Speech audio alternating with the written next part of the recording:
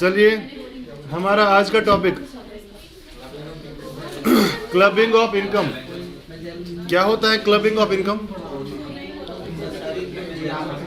हाँ जी, असाइनमेंट का काम साइड में रखेंगे। हाँ, क्लबिंग ऑफ इनकम क्या होता है बताइए। कैपिटल गेन में हमने एग्जाम्पशंस नहीं किए हैं, बाकी सारा कुछ कर रखा है।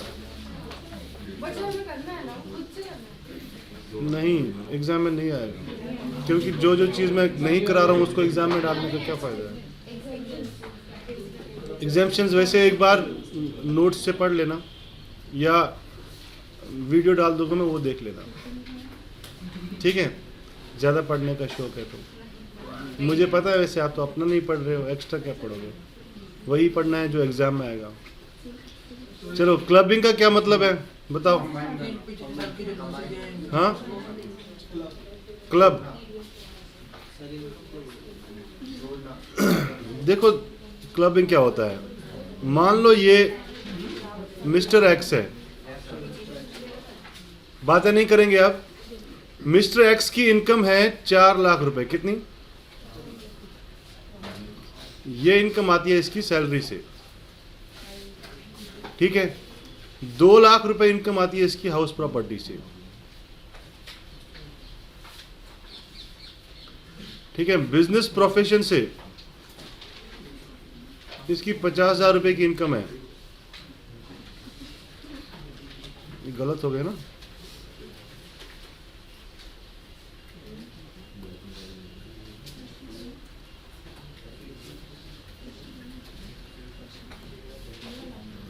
$50,000 है बिजनेस प्रोफेशन की इनकम।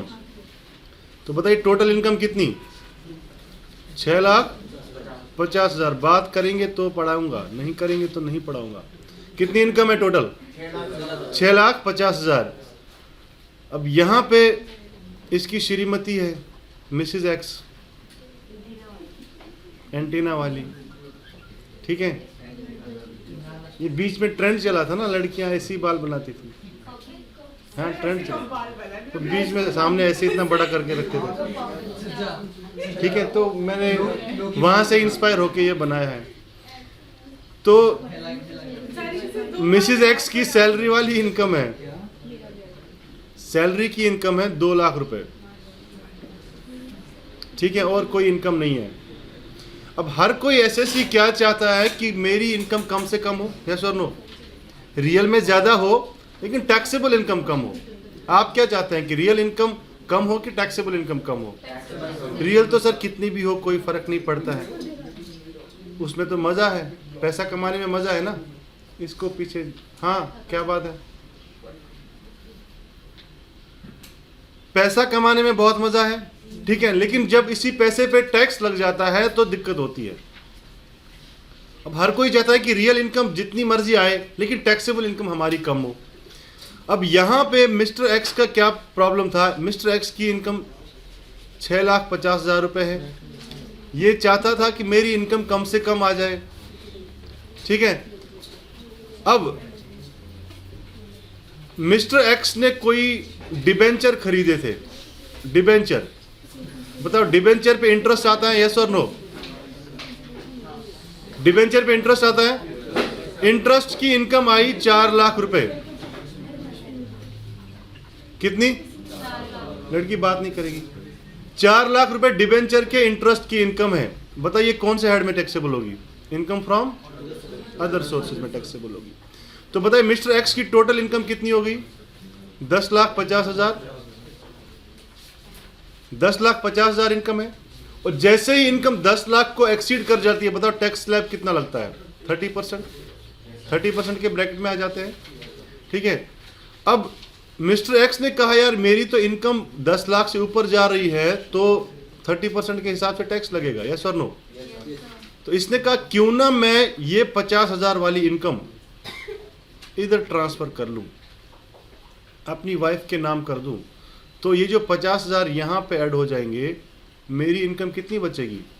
10 लाख ही बचेगी, 10 लाख ही बचेगी, और मैं 30% के बैक में नहीं आऊंगा। मतलब अपनी इनकम को शिफ्ट कर लेना। रीजन क्या था? टैक्स की चोरी करना। अब सरकार ने कहा ऐसे टैक्स के चोरों के लिए हमारे पास कानून था नहीं, तो सरकार ने कहा कि क्लबिंग का प्रोविजन बना दो कि जो व्यक्ति कोई भी ऐसी घटनाएं घटित होती है जिनके साथ जो ये करते हैं कि अपनी इनकम को टैक्स कम देने के चक्कर में अपनी इनकम को शिफ्ट करते हैं, ठीक है, कि हाँ आज से ये मेरी इनकम नहीं है, ये इसकी इनकम है। अरे ऐसे कौन करता है भाई? रियल में तो इनकम तुम्हारी है ना, भले ही उसके अकाउंट में तुम मंगवा लो, लेकिन है तो तुम्हारी। यस और नो? अच्छा तुम्हारी ना हुई फिर भी तुम उस पर हक तो जता सकते हो कि हाँ ये मेरी इनकम मैंने तुम्हें ट्रांसफर करी है। तो ऐसे टैक्स के चोरों के लिए क्लबिंग वाले प्रोविजंस आ गए, ठीक है। क्लबिंग का मतलब है कि ये 50,000 अगर आप मान लो देश के फाइनेंस मिनिस्ट्री में होते तो आप क्या प्रोविजन बनाते कि ये जो 50,000 रुपए है ये तो इसके है नहीं, इसको वापस इसके खाते में ऐड कर लो, यही प्रोविजन बनाते। यस और नो? तो यही क्लबिंग का प्रोविजन है। क्रक्स यही है कि जिस बंदे की इनकम है उसे बंदे की इनकम मानो, ना कि वो अगर थोड़ा जोल जाल करके इस इनकम को ट्रांसफर करना चाहे तो उसको ट्रांसफर करने के बाद भी वो इनकम उसी के इनकम में क्लब हो। ये क्लबिंग का मेन मोटो है, क्लबिंग का मेन क्रक्स है। और सारी कहानियां जितनी भी आज मैं बताऊंगा इसी चीज पे लेके होगी कि हाँ मिसेज एक्स की इनकम जो है इधर ऐड होगी या इसकी इनकम इधर ऐड होगी, जिसकी इनकम होगी उसी के इनकम में ऐड होगी। ये नहीं कि मैंने ट्रांसफर कर लिया तो चलो अब इसकी इनकम है मुझे कम टैक्स देना पड़ेगा, ठीक है। ऐसे करके तो बहुत सारी चोरियां हो जाएंगी टैक्स की। अब सबसे पहला प्रोविजन हमारा कौन सा है देखना, transfer of income without transfer of asset. ये हमारा पहला प्रोविजन है, आप अपनी बुक में देख सकते हैं। Transfer of income without transfer of assets. मैं आज नोट्स नहीं लिख पाऊंगा क्योंकि शॉर्ट में लिखे हैं बुक में, ठीक है। बस थोड़ा हम इसको समझने की कोशिश करेंगे, जितना समझ में आ जाए ठीक, नहीं समझ में आए तो मुझे बता देना। Page number 134। अच्छा आपके 68 है, वैसे तो मेरा 134 दिखा रहा है यहाँ पे। अच्छा आपके 2 पेज एक साथ मर्ज है ना, चलो ठीक है। 68 पेज नंबर पे है। पहला पॉइंट है transfer of income without transfer of asset. अब इसका सुनना, ये कैसे हो सकता है?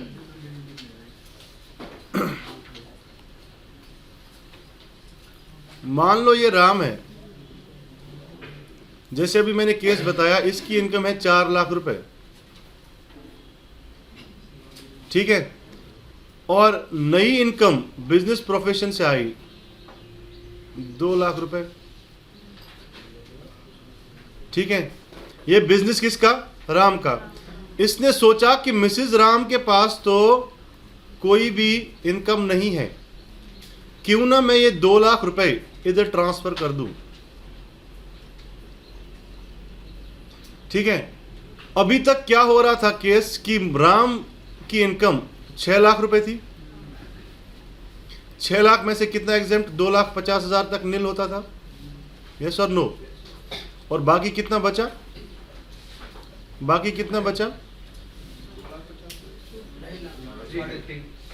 3,50,000 पे टैक्स लगता था, यस और नो?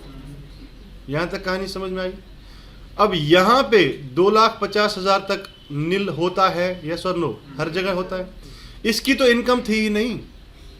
अब जैसे इसने 2 लाख रुपए यहां पे शिफ्ट कर लिया तो बताइए राम की इनकम कितनी बची? 4 लाख। 4 लाख में से 2,50,000 नील, ठीक है। बचा कितना? 1,50,000 पे राम टैक्स देगा, यस और नो? ठीक है। इसमें भी प्रोविजंस हैं, सेक्शन 87A का रिलीफ, ठीक है, 2,500 रुपए का। अगर आपकी इनकम 3.5 लाख से कम है तो वहां पे आपको 2,500 रुपए का रिलीफ मिल जाता है। अब यहां इसकी इनकम कितनी हुई? 2 लाख रुपए। 2 लाख रुपए इनकम हुई तो 250 तक तो नील है। मतलब एक ही इनकम पे 2 बार 250 का नील करवाया। समझ में आई बात? एक ही इनकम पे 2 बार 250 का नील करवाया। बताइए इससे बेटर टैक्स प्लानिंग क्या हो सकती थी कि यहां पे भी टैक्स कम देना पड़ा और यहां तो बिल्कुल ही नहीं दिया। समझ में आया? तो इसे कहते हैं कि अगर कोई ऐसे ट्रांसफर किया ही नहीं है, सिर्फ इनकम ट्रांसफर की है, ये बिजनेस मान लो ट्रांसफर हुआ ही नहीं है, बिजनेस ट्रांसफर नहीं हुआ। क्या ट्रांसफर हुआ? सिर्फ बिजनेस की इनकम ट्रांसफर हुई है। या मेरे पास एक लैंड है, ठीक है, या मेरे पास डिबेंचर्स हैं, मैंने कहा कि ये डिबेंचर्स का जो इंटरेस्ट आएगा ये मेरी श्रीमती के नाम, ठीक है। तो क्या होगा कि वो जो इनकम है वो इनकम उसकी ना मान के क्या हो जाएगा, मेरी इनकम में क्लब हो जाएगी, क्योंकि मैं तो टैक्स इवेजन कर रहा हूं ना, टैक्स की चोरी कर रहा हूं। जैसे ही ऐसी कोई ट्रांजैक्शन दिखे तो सरकार ने कहा कि इस इनकम को उनकी इनकम ना मान के ट्रांसफरर की इनकम मानी जाएगी। ट्रांसफरर कौन? मैं। अच्छा, राम है, भूल गया था। राम की इनकम में क्लब हो जाएगी किसकी इनकम? जो भी कोई इनकम ये ट्रांसफर करेगा without transferring of asset to the spouse, ठीक है। अब देखना क्या लिखा है। If the following conditions are satisfied the income from the asset would be taxable in the hands of transferor. Transferor की इनकम में जोड़ दिया जाएगा। Tax payer owns an asset. इन बताइए एसेट किसका होना चाहिए? ट्रांसफरर का। राम का एसेट है। The ownership of asset is not transferred by him, in other words he has retained the ownership of the asset. सिर्फ डिबेंचर्स की इनकम ट्रांसफर हुई है। डिबेंचर किसके नाम? राम के नाम अभी भी है। डिबेंचर की इनकम ट्रांसफर हुई है, जो इंटरेस्ट आएगा वो मिसेस राम ले लेगी, ठीक है। लेकिन ऐसा तो हो नहीं सकता। एसेट किसका? राम का। तो सरकार ने कहा अगर राम का एसेट है, ओनरशिप राम की है, तो इनकम जो इसकी होगी, भले ही इसने ट्रांसफर करी है, डीड बनाई है कि इनकम इसकी है, लेकिन ये क्लब हो जाएगी किसकी इनकम है? ट्रांसफरर की इनकम है। समझ में आया?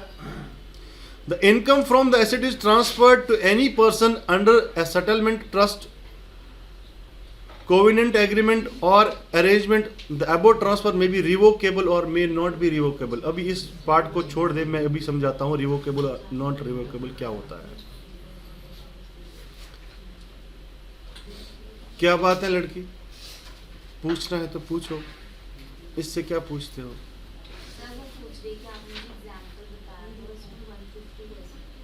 क्या है? अच्छा, तुम्हारा जो ट्रेन है ना बिल्कुल स्लो चलता है। वो स्टेशन हम कब का छोड़ चुके हैं, आगे बढ़ो। हाँ, नहीं नहीं, अभी मैंने रिलेशन की कोई बात ही नहीं की है। आ जाएगा अभी, वो भी आ जाएगा केस। अभी हमने रिलेशन की बात नहीं की है। अब एग्जाम्पल यहां पे दिया है, सुनना एग्जाम्पल। ए ओन्स 50,000 रुपए 10% डिबेंचर्स, 50,000 10% डिबेंचर्स हैं ए के पास of X limited on 1 April 2015। A के पास 50,000 के डिबेंचर्स है। He transfers interest income to his friend. अब रिलेशन नहीं आया, फ्रेंड को ट्रांसफर किया without transferring the ownership of these debentures. Ownership किसके पास? ए के पास। ओनरशिप किसके पास? ए के पास। इंटरेस्ट इनकम किसकी? बी की होगी ना, अब ट्रांसफर होगी इनकम तो, ठीक है। Although during 15-16 interest income of 5,000 is received. बताओ कितना 10% का इंटरेस्ट आया 50,000 पे? 5,000 की जो इंटरेस्ट जो रिसीव हुआ है, it is taxable in the hands of A. क्यों? ओनरशिप ट्रांसफर ही नहीं हुआ है, तो सरकार ने कहा कि बी की इनकम है लेकिन क्लब हो जाएगी किसकी इनकम है? ए की इनकम है, क्योंकि ownership has not been transferred. सिर्फ इनकम ट्रांसफर हुई है, ओनरशिप ट्रांसफर नहीं हुई है। इसका मतलब हमें जोल जाल लग रहा है, ये कुछ गड़बड़ है, टैक्स की चोरी का प्लानिंग है, ठीक है। एज पर सेक्शन 60, ये कौन सा सेक्शन है? सेक्शन 60 कहता है कि अगर आपने ओनरशिप ट्रांसफर ना करके सिर्फ इनकम को ट्रांसफर कर लिया, तो जो ट्रांसफरर है उसकी इनकम में जोड़ लिया जाएगा क्या? उस एसेट की इनकम, उस एसेट की इनकम जोड़ ली जाएगी किसके इनकम में? ट्रांसफरर की इनकम में, ना कि ट्रांसफरी की इनकम में। यहां तक क्लियर हुआ? पक्का? अब है revocable transfer of assets when income there from is regarded as that of transferor, section 61। Sir पहले तो ये बता दो कि रिवोकेबल ट्रांसफर होता क्या है या इररिवोकेबल क्या होता है। रिवोकेबल ट्रांसफर मतलब जहां पे मैं कंडीशन लगा दूं, जहां पे मैं कंडीशन लगा दूं कि ये पेन आपका, लेकिन इस पेन से कभी लिखना मत। तो दिया क्यों भाई? ये मकान आपका, लेकिन कभी इसके अंदर मत जाना। फायदा क्या है? अच्छा, ये मकान आपका, इससे जो इनकम आएगी वो मेरी बीवी को ट्रांसफर कर देना। कंडीशन है ना, मतलब कहीं ना कहीं मेरा ही हक है उस पे।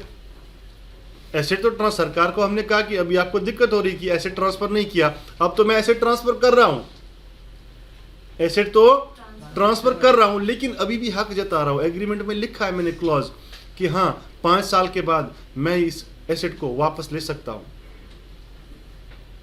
ठीक है, तो इसको बोलते हैं रिवोकेबल ट्रांसफर, कि जहां पे मतलब मेरा भी अभी भी हक चलता हो, इसको क्या बोलेंगे? Revocable transfer. और इरिवोकेबल क्या हो गया? अदरवाइज। क्यों? क्योंकि अगर मैंने सिंपली ट्रांसफर कर दिया है तब तो इरिवोकेबल ट्रांसफर है। ठीक है, लेकिन यहां पे किसकी चर्चा होगी अभी? रिवोकेबल ट्रांसफर की, कि अगर मेरी कोई कंडीशन के साथ आपको एसेट ट्रांसफर किया है, ठीक है, उसकी इनकम जो होगी वो आपकी इनकम नहीं मानी जाएगी, मेरी इनकम में क्लब हो जाएगी। देखना क्या लिखा है, by virtue of section 61 if an asset is transferred under a revocable transfer, revocable पता चल गया, income from such asset is taxable in the hands of transferor। किसकी इनकम में जोड़ा जाएगा? ट्रांसफरर की इनकम में जोड़ा जाएगा। The transfer for the purpose includes any settlement, trust, covenant, agreement और arrangement। जैसे भी करके आपने ट्रांसफर कर लिया है, लेकिन जो भी इनकम उस एसेट से आएगी, ठीक है, जो भी इनकम वहां से होगी वो ट्रांसफरर की इनकम में जोड़ लिया जाएगा। एसेट ट्रांसफर हुआ है, ठीक है, लेकिन इनकम अभी भी किसकी है? ट्रांसफरर की इनकम है।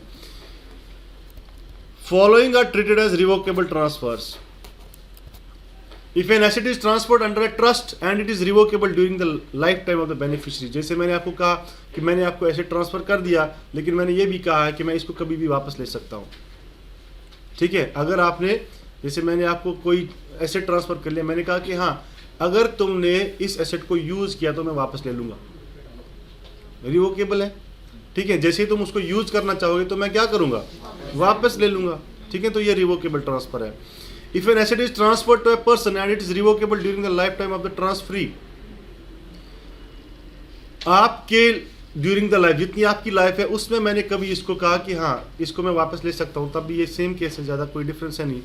If an asset is transferred before April 1, 1961 and is revocable with in 6 years, ये सारे एक बार आप देख लेना रिवोकेबल का क्या मतलब है। ठीक है, next section, when an individual is accessible in respect of remuneration of spouse. क्या होता है रिम्यूनरेशन?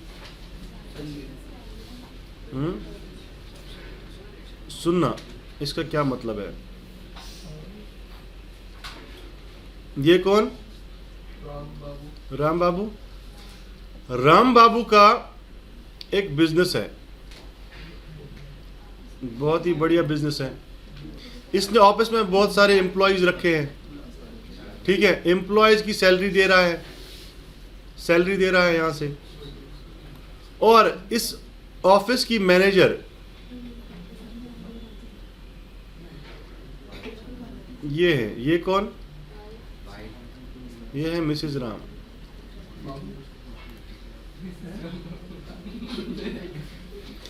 ये है मिसेज राम। ठीक है, भाभी जी है। तुम्हें तो बेबी लगती है, गंदे इंसान।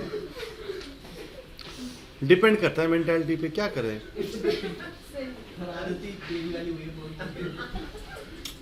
बिगड़ गए हैं लौंडा। अब सुनो, अब ये जितने भी एम्प्लॉइज हैं इनकी क्वालिफिकेशन मिनिमम ग्रेजुएट है ये, और इनकी मैक्सिमम सैलरी 20,000 रुपये है।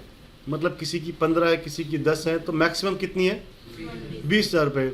और अब ये श्रीमती जो है ये तो मैनेजर है, इसकी सैलरी है 60,000 रुपये।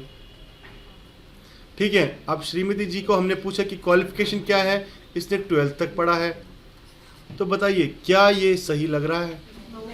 नहीं।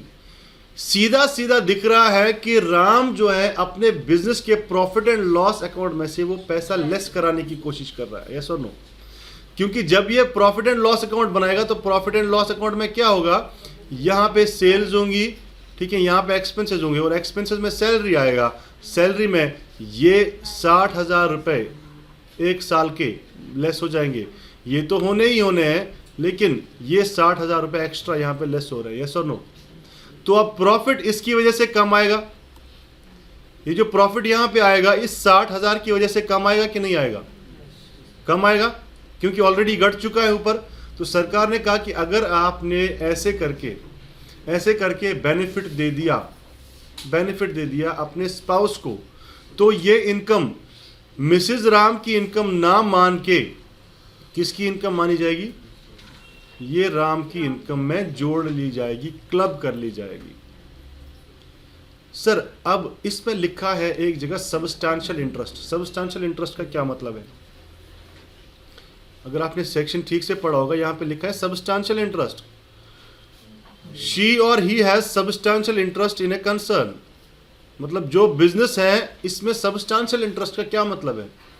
लॉ में तो पढ़ा होगा, हाँ 50% से ज्यादा बेकार इंसान। 50 तो वो तो फिर होल्डिंग हो गया। सब्सटेंशियल इंटरेस्ट का मतलब, ये तो मैंने एग्जांपल दिया था, बिजनेस पूरा का पूरा राम का था। अब एक फर्म है या कंपनी है, कंपनी में राम बाबू के शेयर्स हैं, ठीक है, और शेयर्स जो है वो 20% से ज्यादा है, या 25% रख लेता हूं मैं, 20% से ज्यादा, 25% शेयर होल्डिंग है। सब्सटेंशियल इंटरेस्ट मतलब जहां पे 20% से ज्यादा आपकी वोटिंग पावर है, ठीक है। अब यहां पे इसका कितना शेयर होल्डिंग है? 25%। तो मतलब इस कंपनी में इसका वो सब्सटेंशियल इंटरेस्ट है कि नहीं है? अब राम ने इस कंपनी के डायरेक्टर से कहा कि आप एक काम करो, श्रीमती जी को मैनेजर बनाओ, ठीक है, प्रॉफिट कम आएगा। जब प्रॉफिट कम आएगा तो जो पैसा बचेगा वो तो मेरे ही घर आएगा, क्योंकि इनकम किसकी? राम की। राम ने अपने इन्फ्लुएंस से, अपनी क्या कहते हैं वोटिंग पावर से बोर्ड को कन्विंस कर लिया कि आप मेरी वाइफ को क्या बनाओ? मैनेजर बनाओ, ठीक है। अब बोर्ड ना चाहते हुए भी, क्योंकि इसकी वाइफ ने कितना पढ़ा है? 12th पढ़ा हुआ है, यहाँ पे किसी MBA की रिक्वायरमेंट थी, लेकिन अब मजबूरी में क्या करना पड़ा? राम की वाइफ को यहाँ पे जॉब देना पड़ा, क्योंकि अगर राम यहाँ से अपना वोटिंग पावर निकालेगा तो कंपनी को लॉस हो सकता है। और अच्छा खासा वोटिंग पावर है 25%, ठीक है। 1% वोटिंग पावर भी हो तब भी बहुत ज़्यादा माना जाता है, लेकिन 20% मतलब आपका बहुत अच्छा कंट्रोल है कंपनी पे। समझ में आई बात? तो अगर यहाँ पे आप सब्सटेंशियल इंटरेस्ट किसी का है, तो अपने स्पाउस को अगर वहाँ से कोई इनकम जनरेट कराता है, ठीक है, तो वो जो इनकम है वो स्पाउस की इनकम ना मान के किसकी इनकम मानी जाएगी? राम की इनकम। जरूरी नहीं है मिसेज राम भी यहाँ पे सोच सकती है ये शेयर होल्डर, तो उस केस में क्या होगा? मिसेज राम की इनकम मानी जाएगी, ठीक है। मिसेज राम शेयर होल्डर है, उसका 25% होल्डिंग है। बातें नहीं करेंगे भाई साहब, क्या हो गया? कितनी बार समझाऊं मैं? एक बार बता दिया ना, नहीं करनी बात, फिर क्यों करते हो बार बार? अब मिसेज राम शेयर होल्डर है, ठीक है। शेयर होल्डर ने क्या किया? अपने इन्फ्लुएंस से मिस्टर राम को क्या दिया? जॉब दिलवाया। तो मिस्टर राम 12th पास है और उसके बावजूद भी इसकी सैलरी अच्छी खासी है, तो वो जो इनकम है अब किसकी होगी? मिसेज राम की, क्योंकि डिपेंड करता है। स्पाउस का मतलब सिर्फ वाइफ नहीं होता है, दोनों होता है, ठीक है। अच्छा सर, अगर यहां पे ये जो सैलरी मिसेज राम लेती है 60,000 रुपये, मान लो इस कंपनी से XYZ लिमिटेड से, अगर सच में मिसेज राम कहीं और जॉब करती, वहां से भी इसको इतना सैलरी मिलता, सच में इतनी इसकी क्वालिफिकेशन है, इतनी इसकी एबिलिटी है कि ये कहीं पे भी जॉब करे तो कम से कम 60,000 रुपये तो कमाएगी। लेकिन अब ये हमारी कंपनी में काम कर रही है, XYZ लिमिटेड में काम कर रही है, जिसमें राम का 25% वोटिंग पावर है। क्या सर तब भी यही होगा कि मिसेज राम की इनकम ना मान के मिस्टर राम की इनकम में जोड़ लिया जाएगा? नहीं सर। सब्सटेंशियल इंटरेस्ट होने के बावजूद अगर कैपेबल है स्पाउस और वो अपनी एबिलिटीज के बेसिस पे ये कमा रहा है, ठीक है, मतलब मार्केट में कहीं और भी जाएगा तब भी इसको अच्छी खासी सैलरी मिल जाएगी, ज़रूरी नहीं है कि हर बार आप वो चीटिंग की पर्पज से ही काम करें। कभी कभी ऐसा भी हो सकता है कि आपका एबिलिटी होने के बावजूद आप ये पैसा कमा रहे हो, ठीक है, तो उस टाइम पे ये इनकम किसकी मानी जाएगी? मिसेज राम की ही मानी जाएगी, ना कि मिस्टर राम की। समझ में आई बात? पक्का? देखते हैं सेक्शन में क्या लिखा है। This section is applicable if the following conditions are satisfied. The tax payer is individual, she or he has a substantial interest in concern, substantial interest बता दिया। Spouse of tax payer that is husband or wife is of the tax payer is employed in the above mentioned concern without any technical or professional knowledge or experience। मतलब Mrs Ram job कर रही है, employee है XYZ limited में, जिसका hold 25% किसके पास है?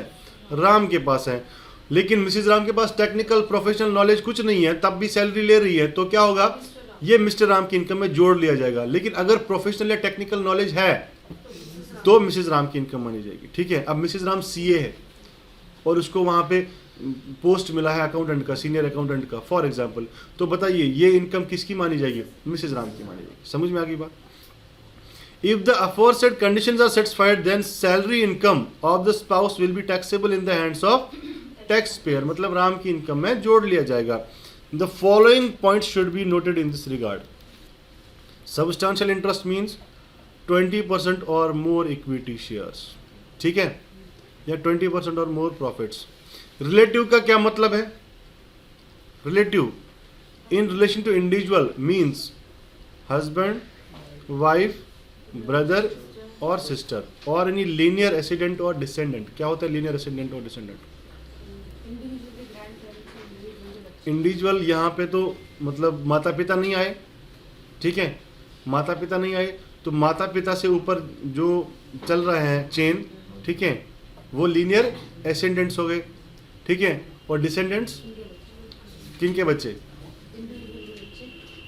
यहाँ पे तो मेरे बच्चे नहीं आए, तो इंडिविजुअल के जो बच्चे होंगे उनके बच्चे, जितना चेन चलेगा वो सारा क्या माना जाएगा? डिसेंडेंट माना जाएगा, ठीक है। ये रिलेटिव का मतलब है। When both the husband and wife have substantial interest in a concern, अब अभी तक तो राम का ही substantial interest था, अब दोनों का है। मान लो एक फर्म है, कंपनी है, 25% मिसेज राम के पास, 25% मिस्टर राम के पास, दोनों का सब्सटेंशियल इंटरेस्ट है, ठीक है, और बाकी 50% आप सबके पास है, बिखरे हुए 1%, 2%, 5%। बताओ सबसे ज़्यादा कंट्रोल किसका होगा? उन दो लोगों का होगा ना। तो क्या लिखा है? When both the husband and wife have substantial interest in a concern and both are in receipt of remuneration from such concern without any technical or and professional qualification, ना मिस्टर राम की कोई क्वालिफिकेशन टेक्निकल या professionally, ना ही Mrs Ram की, दोनों यहाँ से salary उठा रहे हैं। दोनों ने कहा कि यार हमारी कंपनी है, 25% शेयर होल्डर है, दोनों 50% हो गए हमारे, ठीक है, तो हमारा तो हक बनता है कि इस कंपनी में हम जॉब करें, ठीक है। एम्प्लॉय बन गए, ठीक है, एम्प्लॉय बनने के बाद क्या किया? सैलरी उठाई, वो जो इनकम है वो किसकी इनकम में जोड़ लिया जाएगा? यहाँ पे तो दोनों कमा रहे हैं और दोनों का सब्सटेंशियल इंटरेस्ट भी है। हाँ, यहाँ पे सरकार ने कहा कि एक काम करो, जितना आपने यहाँ से कमाया, कंपनी से जितना आपको मिला, मान लो राम की इनकम है 5 लाख रुपए बिजनेस प्रोफेशन से, और मिसेज राम की इनकम है 4,30,000 रुपए हाउस प्रॉपर्टी से, ठीक है। अब जैसे ही ये इस बिजनेस में XYZ जो इनका कंपनी का नाम है, इसमें सैलरी उठा रहे हैं, ये भी सैलरी ले रहा है, ये भी सैलरी ले रहा है, इसको सैलरी मिल रही है 60,000 रुपए पूरे साल की, और इसको सैलरी मिल रही है 1 लाख रुपए, ये इसको 2 लाख रुपए मिल रही है पूरे साल की, ठीक है। अब श्रीमती जी थोड़ा गुस्से वाली है, गुस्से कंट्रोल करने के लिए हमने 2 लाख रुपए दे दिए, ठीक है। राम ने कहा मैं 60,000 में भी मान जाऊंगा। अब बताइए यहाँ पे किसकी इनकम में क्लब हो जाएगी? ये कंफ्यूजन है मुझे, आप क्लियर कर दीजिए। मिसेस की ही क्लब हो जाएगी, ऐसा क्यों? मिसेस के में क्लब हो जाएगी। अच्छा अच्छा, कौन कौन बताता है कि सर ऐसे क्लब हो जाएगी, ऐसे इसकी इनकम में क्लब हो जाएगी, ऐसे कौन बता रहा है? हाथ खड़ा करेंगे। 1 2 3 4, इतना नहीं होता, पूरा हाथ ऐसे होता है। अच्छा, बाकी बच्चों का ये कहना है कि सर ऐसे क्लब होनी चाहिए। बताइए कितने लोग बोल रहे हैं कि ऐसे क्लब हो? सर मिसेस राम की मिस्टर राम के में क्लब हो, कितने लोग बता रहे हैं? नहीं,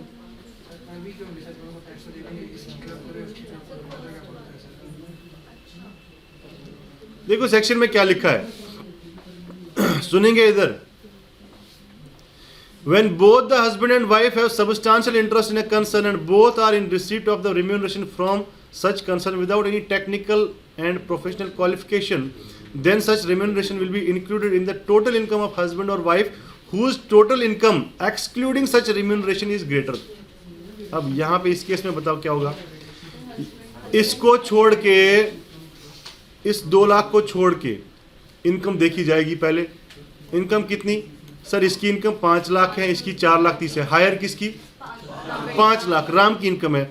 भले ही यहाँ पे इसका 6,30,000 होता था और इसका 5,60,000 ही है, ठीक है, लेकिन फिर भी क्या होगा कि ये इनकम, सैलरी वाली इनकम जो है, सिर्फ सैलरी वाली इनकम कहाँ जोड़ ली जाएगी?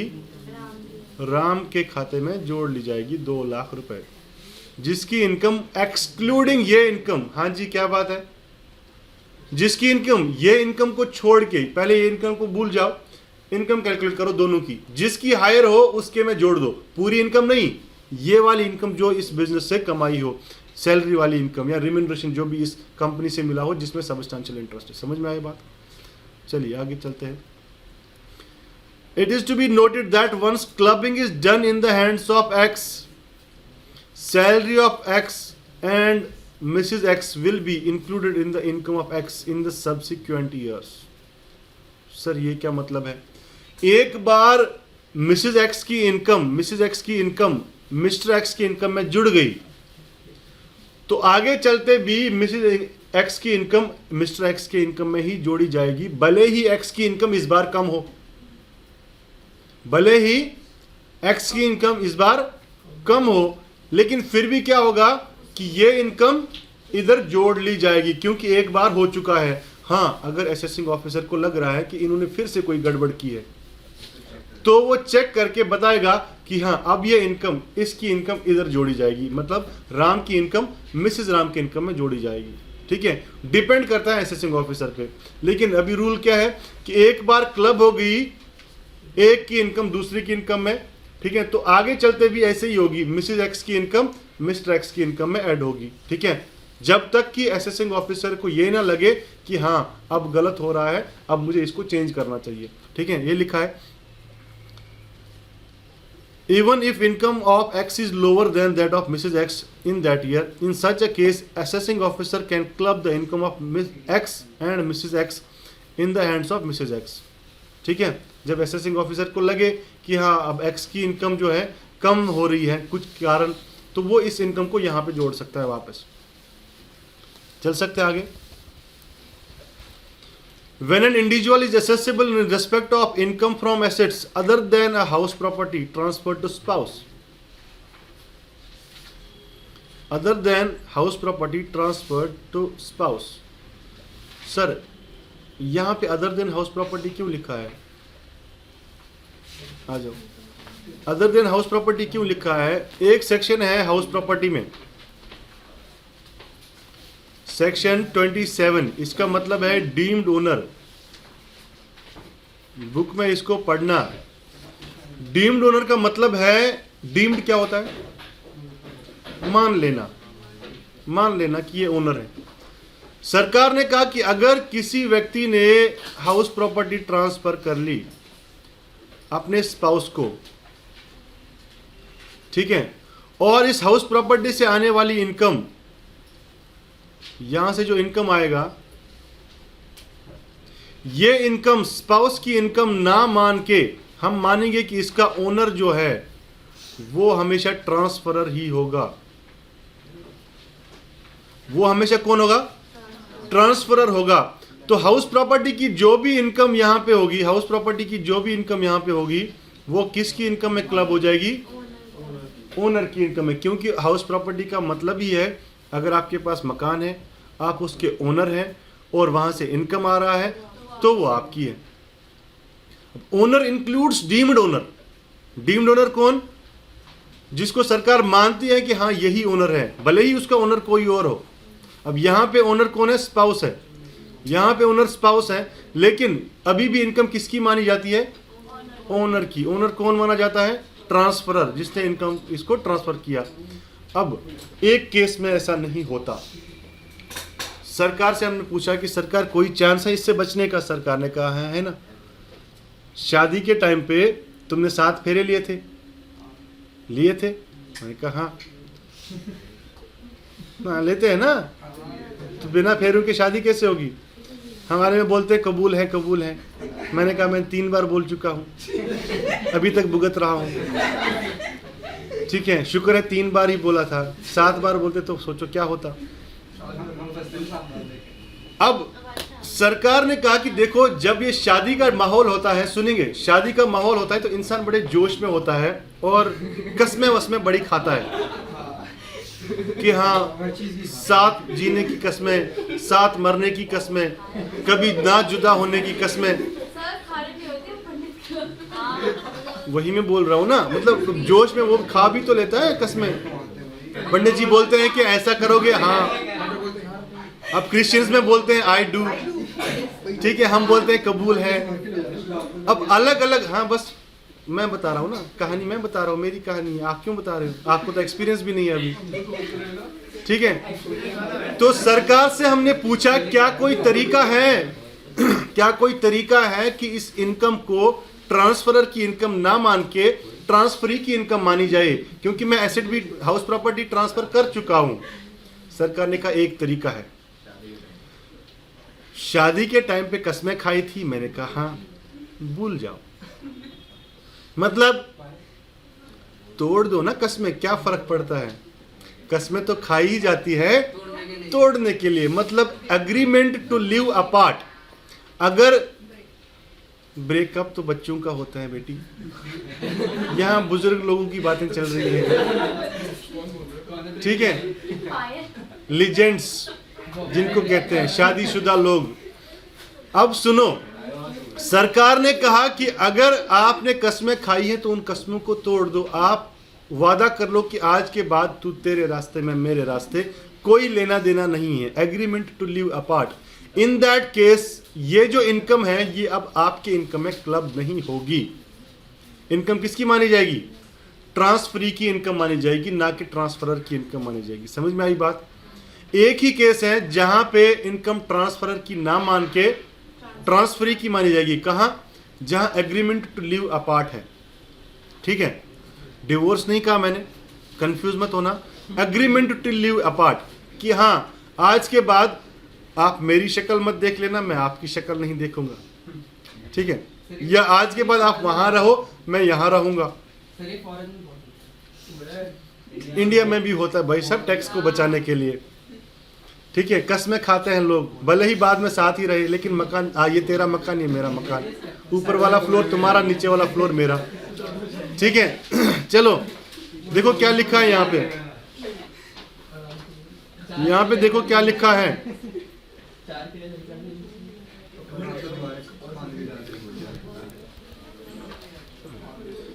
This section is applicable in the following conditions are satisfied. अगर ये कंडीशन सेटिस्फाई हुई है तो सेक्शन 64(1) लगेगा। सुनेंगे, टैक्स पेयर इज इंडिविजुअल, ये तो सब केस में है। ही or she has transferred an asset other than house property. House property का मैंने बता दिया क्या ट्रीटमेंट होता है। हाँ जी, हाउस प्रॉपर्टी का समझ आ गया। अदर देन हाउस प्रॉपर्टी कोई और एसेट ट्रांसफर हो रहा है to his or her spouse directly और indirectly. The asset is transferred otherwise than for adequate consideration in connection with an agreement to live apart. The asset may be held by the transferee spouse in the same form or in different form if the aforesaid conditions are satisfied, then any income from such asset shall be deemed to the income of taxpayer who has transferred the asset. अभी तो explain किया ही नहीं मैंने। वो वाला अलग रहने वाला, फिर उससे पहले वाला, तो वही तो अलग रहने वाला वही था। हाउस प्रॉपर्टी अगर ट्रांसफर कर रहा है स्पाउस अपने स्पाउस को, ठीक है, तो जो इनकम उस हाउस प्रॉपर्टी से आएगी वो इनकम मानी जाएगी, डीम्ड ओनर माना जाएगा कौन? ट्रांसफरर। हाँ, अगर आपने कसमें खाई कि आज के बाद मेरा तुम्हारे साथ कोई लेना देना नहीं है, एग्रीमेंट टू लिव अपार्ट है, तो ये इनकम ट्रांसफरर की इनकम ना मान के किसकी मानी जाएगी? जिसके ट्रांसफर हुआ है। ठीक है, अब यहाँ पे किसी और एसेट की बात हो रही है कि अगर हाउस प्रॉपर्टी के अलावा कोई और एसेट आपको ट्रांसफर कर लिया गया, कोई और एसेट ट्रांसफर कर लिया गया, स्पाउस ने अपने स्पाउस को ट्रांसफर कर लिया, तो उस केस में क्या होगा?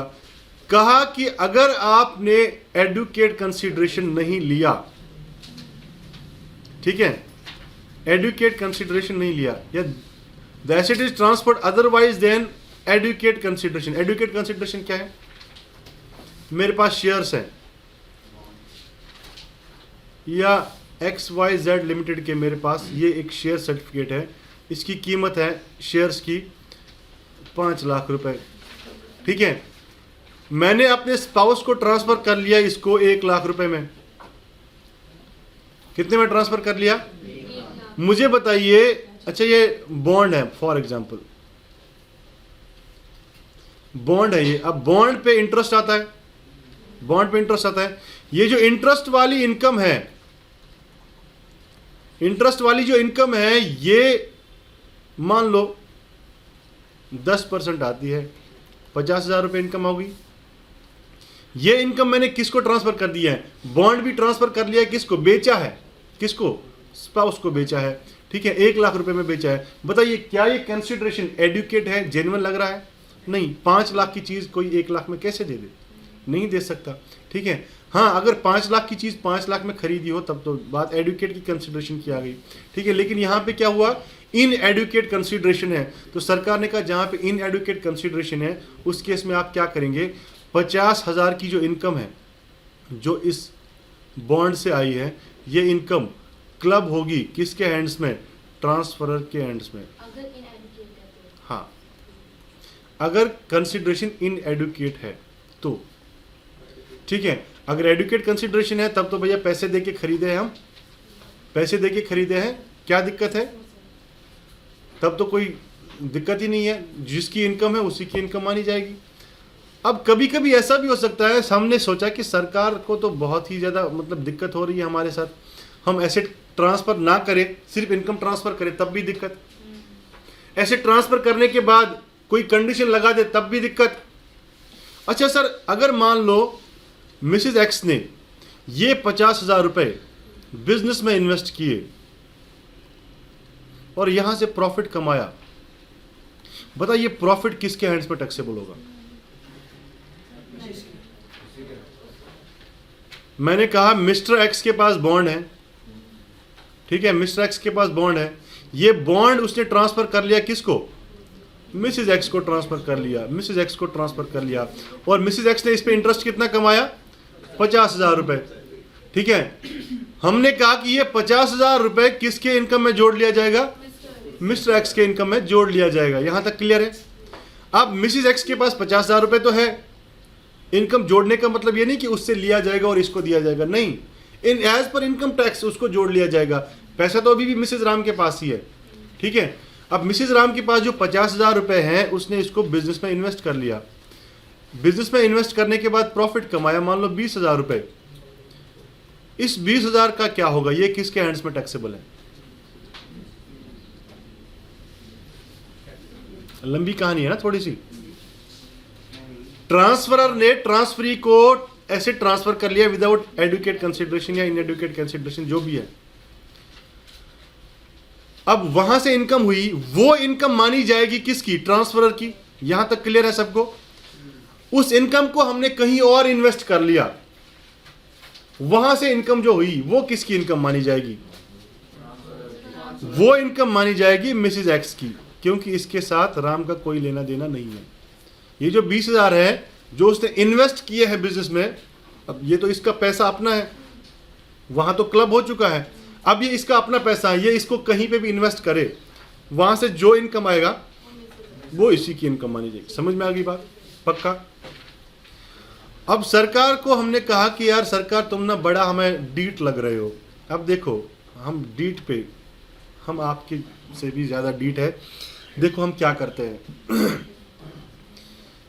ये मिस्टर राम है और ये है इनकी धर्मपति मिसेस राम। इनके एक दोस्त हैं, मित्र हैं, जिनका नाम है मिस्टर गोपी, और गोपी की भी शादी हो चुकी है अनफॉर्चुनेटली। ये है मिसेस गोपी, ठीक है। अब राम ने कहा कि देखो यार, अगर मैं अपने स्पाउस को, राम और गोपी बैठे थे, इन्होंने डिसाइड कर लिया, और राम ने गोपी से कहा देखो यार मुझे लग रहा है कि सरकार को सारी जो मियाँ बीवी के बीच में होती है ना बातचीत है, इनका पता चल जाता है। क्यों? क्योंकि जैसे ही मैं बीवी को ऐसे ट्रांसफर करता हूं, या पहले इनकम ट्रांसफर करता हूं, ऐसे ट्रांसफर नहीं करता हूं, तब भी दिक्कत। अच्छा, किसी भी को भी ट्रांसफर कर लिया एसेट, बीवी को house property income, house property transfer कर लिया, वहां पे भी ओनर मुझे ही माना जाता है, डीम्ड ओनर। कोई और ऐसे ट्रांसफर कर लिया, ठीक है, विदाउट एडुकेट कंसिडरेशन, उससे जो इनकम आई वो भी मेरी इनकम में जोड़ लिया। ये बातें सरकार को पता कैसे चलती है? तो इन लोगों ने, दोनों ने तय किया कि हम अपनी बीवियों को ट्रांसफर नहीं करेंगे। मतलब राम ने कहा मैं मिसेस राम को ट्रांसफर नहीं करूंगा, गोपी ने कहा मैं मिसेस गोपी को ट्रांसफर नहीं करूंगा, हम क्रॉस ट्रांसफर करेंगे। राम तू मेरी वाइफ को 20 लाख रुपए ट्रांसफर कर दे, ठीक है, या ऐसे कर ले, तुम्हारे पास जो बॉन्ड है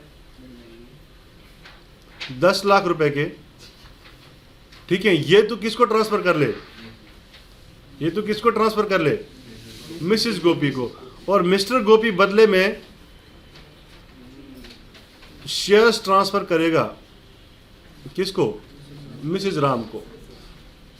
अब इस बॉन्ड्स पे इनकम होती थी, फॉर एग्जांपल मान लो इस बॉन्ड की इनकम है 1 लाख रुपए, और इन शेयर्स की इनकम है 70,000 रुपए, ठीक है, कुछ भी हो सकता है। मुझे बताइए इस 1 लाख का क्या होगा और 70,000 का क्या होगा? देखो चोरी तो हुई है, आपके सामने हुई है, ठीक है। टैक्स बचाने के चक्कर में इन्होंने क्या किया, अपने बॉन्ड ट्रांसफर कर दिए हैं मिसेस गोपी को, और गोपी ने बदले में, इसी बदले में क्या किया, शेयर्स ट्रांसफर कर दिया है मिस्टर राम को। तो हमें बताइए इस 1 लाख का क्या होगा और 70,000 का क्या होगा? 1 लाख किसकी इनकम में जोड़ ली जाएगी और 70,000 किसकी इनकम में जोड़ लिया जाएगा? क्रॉस ट्रांसफर हुआ है, बताइए क्या हो रहा है? अच्छा बताइए।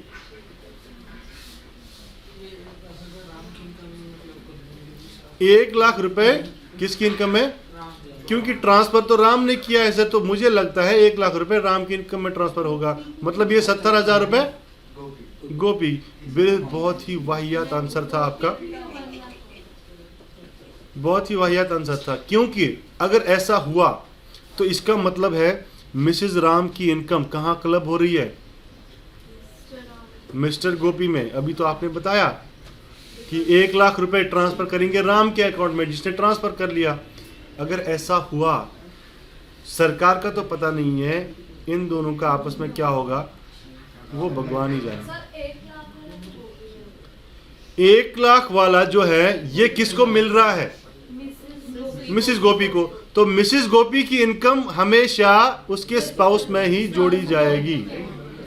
समझ में आई? अगर मिसेस गोपी की इनकम मिस्टर राम के में जोड़ी जाएगी ना, सरकार का तो पता नहीं, इन दोनों का क्या होगा वो ऊपर वाला जाने, ठीक है। क्योंकि भाई साहब मेरी बीवी है, इनकम किसी और के में जोड़ी जाएगी, क्या बात है भाई, ठीक है, मेरे में जोड़ो ना, मैं तैयार हूं, ठीक है। बर्दाश्त से बाहर है ना ये चीज, ठीक है, इसीलिए सरकार ने सोच समझ के कानून बनाया है। ठीक है, मिसेज राम का जो 70,000 रुपये मिलने वाला है ये जोड़ा जाएगा किसके? राम में जोड़ा जाएगा। ठीक है, और मिसेज गोपी का जो 1 लाख रुपए है वो गोपी महाराज के खाते में जोड़ लिया जाएगा, इनकम में जोड़ लिया जाएगा। देखना क्या लिखा है, X has transferred debentures of IDBI to his wife. X ने डिबेंचर्स ट्रांसफर किए हैं अपनी वाइफ को विदाउट एडुकेट कंसिडरेशन, पैसा कम लिया है। Interest income on this debentures will be included in the income of x, मतलब जिसने ट्रांसफर किया है उसकी इनकम में जोड़ लिया जाएगा अगर कंसिडरेशन बराबर ना लिया हो। If a house property is transferred and above noted conditions are satisfied then the transferor is deemed owner of the property. ये मैंने बता दिया। ठीक है, डीम्ड ओनर माने जाओगे और आपकी इनकम में क्लब हो जाएगा। इनडायरेक्ट ट्रांसफर अभी बताया, क्रॉस ट्रांसफर क्या होता है? If 2 or more transfers are interconnected, X ने वाई को दिया, एक्स ने मिसेज वाई को दिया, ये क्या बन गया भाई? क्या बन गया? ठीक है, और वाई ने किसको दिया? दोनों एक्स ही लग रहे हैं मुझे, हद है, बताओ। चलो भूल जाओ इसको। वाई ने किसको दिया? मिसेज एक्स को दिया। ठीक है, तो ये इंटरकनेक्टेड दोनों ट्रांजैक्शंस है, parts of the same transaction. The aforesaid rule of clubbing is applicable. For instance, सुनेंगे, X gifts 20,000 to Mrs Y. X ने 20,000 रुपए गिफ्ट किया है मिसेज वाई को, और Y gifts property worth ₹20,000 to Mrs X. दोनों ने इंटर कनेक्शन ये किया, क्रॉस ट्रांसफर कर लिया। The transaction would be indirect transfer without consideration by X to Mrs X and by Y to Mrs Y. ठीक है, तो क्या होगा? मिसेज वाई की इनकम जोड़ी जाएगी वाई की इनकम में, ठीक है, और मिसेज एक्स की जोड़ी जाएगी एक्स में। When an individual is accessible in respect of income from asset transferred to son's wife, बहू रानी को गिफ्ट मिला, बहू रानी को कोई भी एसेट ट्रांसफर हुआ तो इनकम जो होगी, बहू रानी को कौन गिफ्ट दे सकता है? पहले बताओ, ट्रांसफर कौन कर सकता है? हाँ, ससुर जी दे सकते हैं, और सासू माँ दे सकती हैं, और पति के लिए बहू थोड़ी है वो, सिस्टर इन लॉ के लिए बहू थोड़ी है वो। बहू 2 लोगों के लिए होती है, सासू माँ के लिए या ससुर जी के लिए। ठीक है, अब बाकी किसी के लिए या तो भाभी होगी, ठीक है, या किसी के लिए माँ होगी, किसी के लिए कुछ और होगी, हस्बैंड के लिए वाइफ होगी। ठीक है, अब यहाँ पे 2 लोग ऐसे हैं जो गिफ्ट कर सकते हैं। हाँ जी, हाँ, तुम लोग क्यों बातें करते हो? मुझे समझ में नहीं आता है, वैसी क्या बात होती है बीच में, मतलब मैं इरिटेट होता हूँ ऐसी बात से। चलो ठीक है, कभी हो जाता है, मैं भी करा लेता हूँ, बट आप रेगुलरली फिर बात करते रहते हो। अब 2 लोग हैं जो गिफ्ट दे सकते हैं बहू रानी को, कौन कौन? ससुर जी और सासू माँ। अगर कोई भी कंसिडरेशन के बगैर, एडुकेट कंसिडरेशन नहीं मिला और बहू रानी को ट्रांसफर हुआ, तो उस एसेट से आने वाली इनकम हमेशा क्लब हो जाएगी किसकी इनकम में? ट्रांसफरर की इनकम में, ट्रांसफरर की इनकम में। देखो क्या लिखा है, the section is applicable in the following conditions are satisfied. The tax payer is individual, he or she has transferred an asset after May 31, 1973 to his son's wife directly or indirectly. The asset is transferred otherwise than for adequate consideration. Adequate consideration ना मिला हो. The asset may be held by the transferee in the same form or in different form. इसका क्या मतलब है?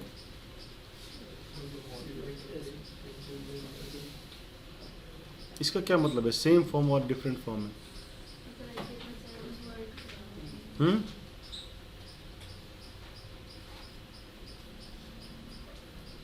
चलो आगे चल के समझाता हूँ, अभी थोड़ा इसको रहने दो। If the aforesaid conditions are satisfied then any income from such asset shall be deemed to the income of tax payer who has transferred the asset. जिसने ट्रांसफर किया उसी की इनकम में जोड़ लिया जाएगा। एग्जाम्पल दिया है, X has transferred bank deposit of 20,000 in favor of his son's wife without adequate consideration. Deposit 20,000 रुपए का ट्रांसफर हुआ है बहू रानी को। Interest income of this deposit will be included in the income of x. X ससुर जी ने बहू को ट्रांसफर किया 20,000 रुपए का डिपॉजिट। अब इस 20,000 रुपए पे जो भी इंटरेस्ट आएगा वो किसकी इनकम में जोड़ा जाएगा? ससुर जी की इनकम में जोड़ा जाएगा। समझ में आ गई बात? पक्का। Next, when an individual is assessable in respect of income from asset transferred to a person for the benefit of spouse। Sir इसका क्या मतलब है? एक्स ने सुनना क्या किया, एक्स के पास डिबेंचर्स थे 10 लाख रुपए के। अब अगर ये स्पाउस को ट्रांसफर करता है तो दिक्कत होती है, इनकम क्लब होती है। किसी और को ट्रांसफर करता है विदाउट एडुकेट कंसीडरेशन तो दिक्कत होती है, ठीक है। या ट्रांसफर ना करके सिर्फ इनकम ट्रांसफर करता है तब भी दिक्कत होती है। अब एक्स ने क्या किया, एक्स ने ये डिबेंचर्स वाई को ट्रांसफर कर दिए, वाई को ट्रांसफर कर दिए और कंडीशन ये रखी कि जो भी इस डिबेंचर से इंटरेस्ट आएगा, ये जो इंटरेस्ट की इनकम होगी, ये आप इसमें से 20% ये आप श्रीमती जी को दी दा, मिसेज एक्स को। मैं बता रहा हूं एक्स के पास डिबेंचर है और एक्स ने इन डिबेंचर्स को किसको ट्रांसफर कर लिया? वाई को ट्रांसफर कर लिया। मान लो इन डिबेंचर्स से इंटरेस्ट आता है 1 लाख रुपए का। कितना? 1 लाख रुपए का इंटरेस्ट आता है। एक्स ने कंडीशन रखी है कि 1 लाख रुपए का जो इंटरेस्ट है इसमें से 20% हमेशा मेरी वाइफ को ट्रांसफर कर लेना। मतलब कंडीशन क्या है कि बेनिफिट ऑफ स्पाउस, यहां पे स्पाउस को बेनिफिट मिल रहा है कि एसेट ट्रांसफर हुआ है, इनकम भी ट्रांसफर हुई है, लेकिन ट्रांसफर हुआ है for the benefit of spouse, कि आप मेरे स्पाउस को अगर इतना इतना पैसा दे दोगे तो मैं आपको ये ऐसे ट्रांसफर कर लूंगा। समझ में आ गई बात? तो क्या लिखा है सुनना, this section is applicable if the following conditions are satisfied. पहला क्या है? Tax payer is individual, he or she has transferred an asset to a person or association of persons directly or indirectly for the immediate or deferred benefit of his or her spouse। बताइए immediate और deferred का क्या मतलब है? या तो ये बता दिया जाए कि भाई साहब इससे जो भी इनकम आएगी, ठीक है, वो तुरंत वाली इनकम, जैसे मैंने कहा कि इंटरेस्ट इनकम आया इसमें से 20% मेरी वाइफ को दे देना, ठीक है। या ऐसा हो सकता है कि जब इस डिबेंचर को बेचोगे तो जो पैसा आएगा उसका 50% मेरी वाइफ को दे देना। समझ में आई बात? ठीक है। डेफर्ड मतलब धीरे धीरे करके या बाद में कभी हम ले लें, और इमीडिएट मतलब जो तुरंत मिल जाए, ठीक है। The asset is transferred otherwise than for adequate consideration, consideration proper ना मिला हो, ठीक है। If the aforesaid conditions are satisfied then the income from such asset to the extent of the benefit shall be deemed to the income of the tax payer. Sir इसका क्या मतलब है? सुनना, अब यहां पे इनकम कितनी हुई थी डिबेंचर से? इधर ध्यान दें, डिबेंचर से इनकम कितनी हुई थी? 1 लाख रुपए की इनकम हुई थी, और मिसेज एक्स को कितना मिला था? 20,000 रुपए। 20% इसका 20,000 मिला था। तो आप हमें बताइए कि मिस्टर एक्स के इनकम में कितनी इनकम जोड़ी जाएगी, 1 लाख या 20,000? जितना बेनिफिट मिला, बेनिफिट कितना मिला? 20,000 रुपए का बेनिफिट है, तो ये 20,000 रुपए यहां पे क्लब हो जाएगा एक्स की इनकम में। यहां तक समझ आया? समझ आया? हाँ या ना? पक्का बता दो, ठीक है। Example,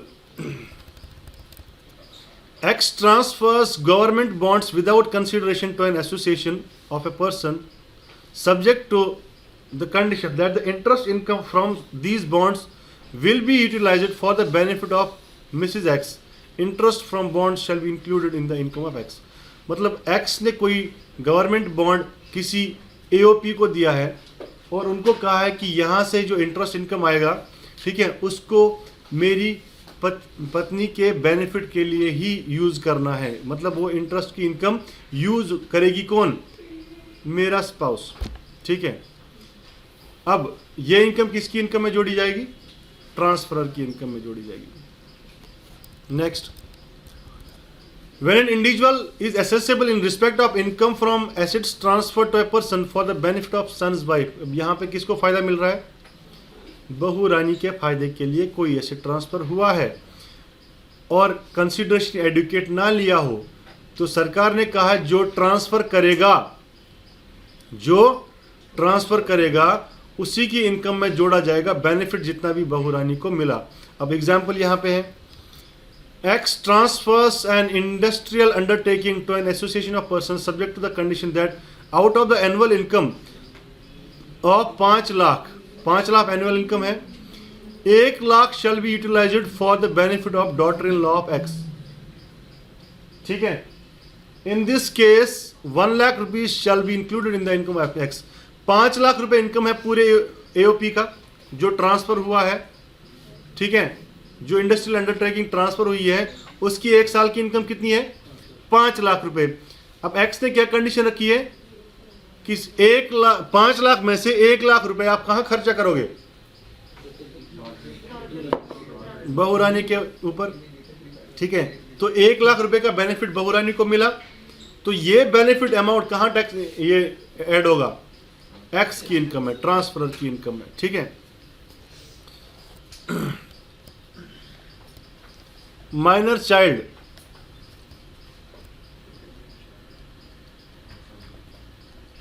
all income which arises or accrues to a minor child shall be included in the income of his parent.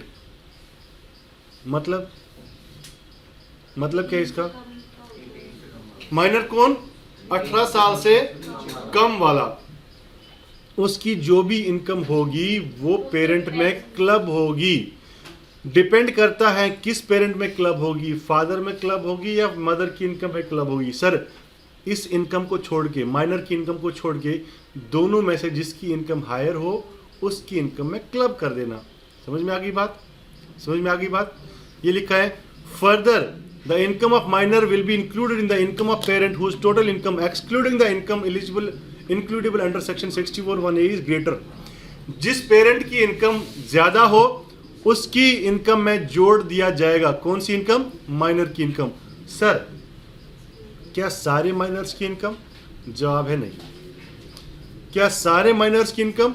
जवाब है नो। जो माइनर अपनी कला का प्रदर्शन करके, ठीक है, पैसा कमाए, वो इनकम उस माइनर की अपनी इनकम मानी जाएगी।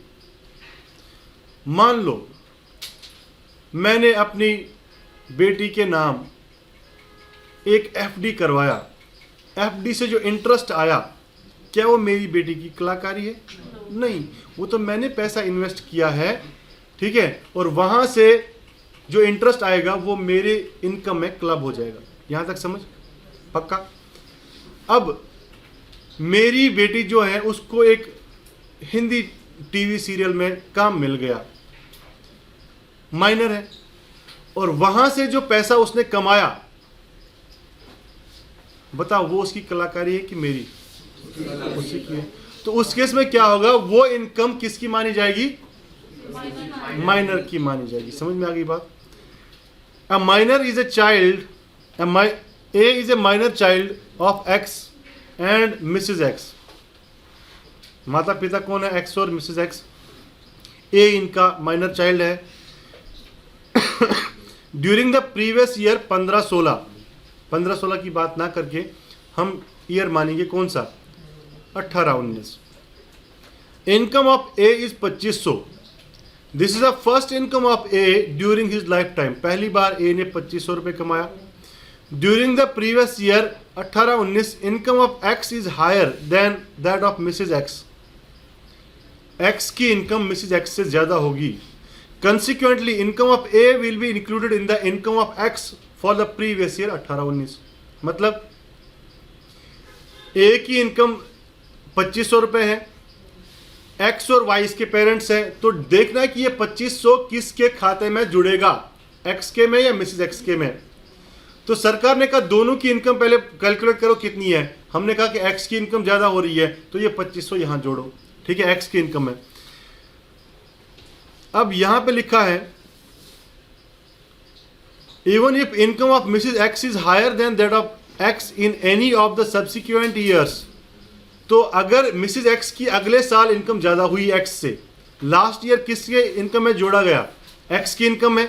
अगर नेक्स्ट ईयर मिसेज एक्स की इनकम ज़्यादा हुई तो हम ये नहीं बोलेंगे कि मिसेज एक्स की इनकम में जोड़ना है, अभी भी एक्स की इनकम में ही जोड़ना है। लेकिन अगर असेसिंग ऑफिसर को लगता है कि नहीं ये हमें कहाँ जोड़ना है, मिसेज एक्स की इनकम में, तब वहाँ पे जोड़ना पड़ेगा, ठीक है।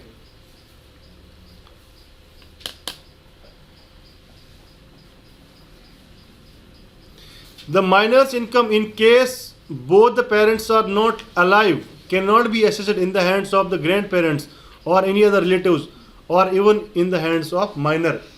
अगर माइनर अनाथ हैं, माता पिता नहीं हैं, उस केस में क्या होगा, तो सर क्या हम ग्रैंड पेरेंट्स के हैंड्स में जोड़ दें इनकम? सरकार ने कहा नहीं।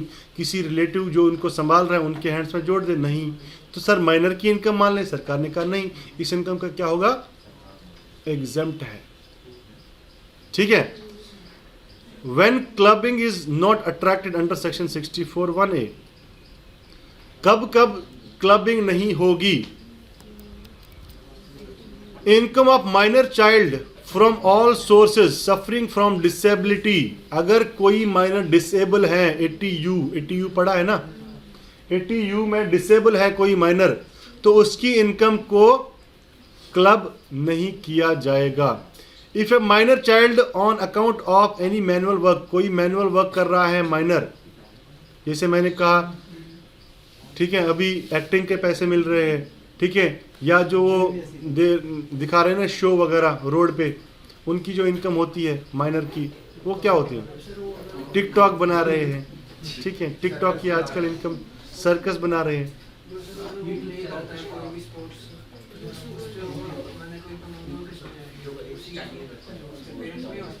कौन से बताओ? अगर कोई माइनर गेम खेल रहा है, हाँ नेशनल खेल रहा है, हाँ, तो उसमें जो उसको इनकम होगी वो किस में जाएगी? वो तो या तो वो तो कला की प्रदर्शन है, ठीक है, वो तो उसी में जाएगी, माइनर की अपनी इनकम। हाँ बस माइनर की इनकम मानी जाएगी। पेरेंट्स की नहीं मानी जाएगी। Income of minor child on account of any activity involving application of his, हाँ बस बस बस बस रुको, application of his skill, talent और स्पेशलाइज्ड नॉलेज और एक्सपीरियंस। कोई भी ऐसा केस हुआ तो क्या होगा, उस केस में क्या होगा बताओ? ये इनकम माइनर की इनकम मानी जाएगी, ना कि किसी और की इनकम, ठीक है। चलो ब्रेक ले लो, उसके बाद मिलते हैं।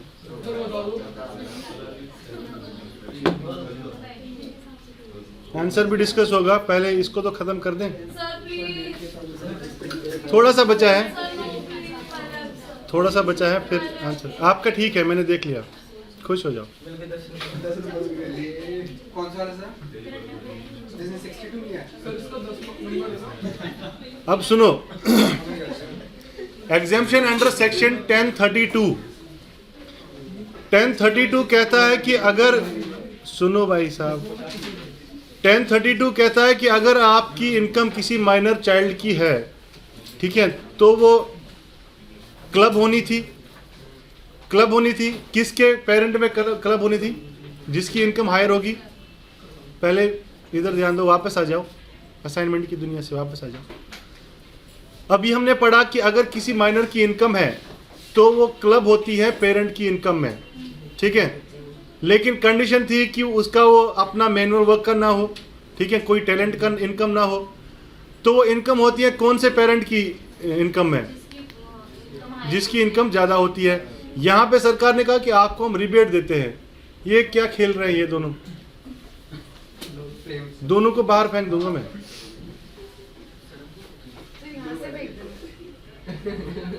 मतलब ये कोई तरीका है? क्लास चल रही है और तुम लोग जरब जीरो खेल रहे हो।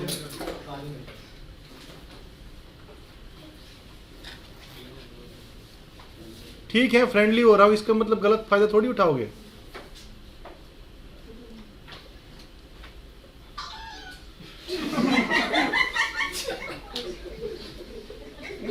एक से एक घटिया लोग बने हैं मेरे क्लास में। नालायक बच्चे।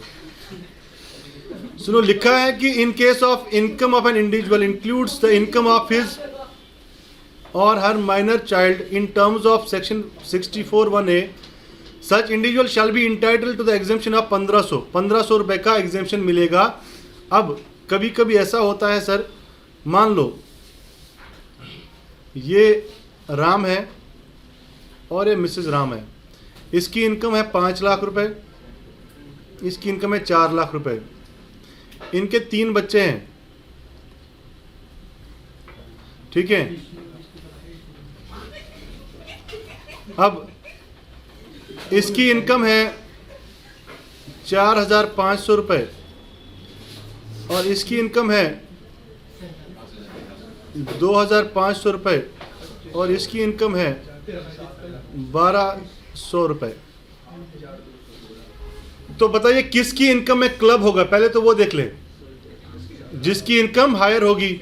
राम की इनकम है, राम की इनकम है 5 लाख, प्लस इसमें जुड़ेगा ये ए, बी और सी, 3 बच्चे, ठीक है। ए की इनकम जुड़ेगी कितनी?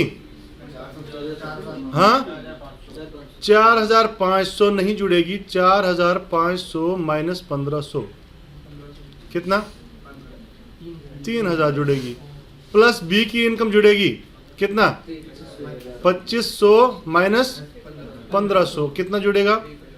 1,000 रुपए। प्लस सी की इनकम जुड़ेगी कितनी? हाँ, 1,200 माइनस 1,500, 1,200 में 1,500 घटेगा, डाला है।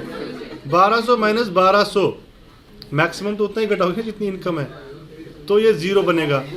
बताइए इनकी इनकम कितनी हुई? 5,04,000 रुपए। सर क्या हम ऐसा नहीं कर सकते कि 3 लोग हैं, ठीक है, टोटल इनकम कितनी है इनकी? 4,500 प्लस 2,500 प्लस 1,250 कितना हो गया?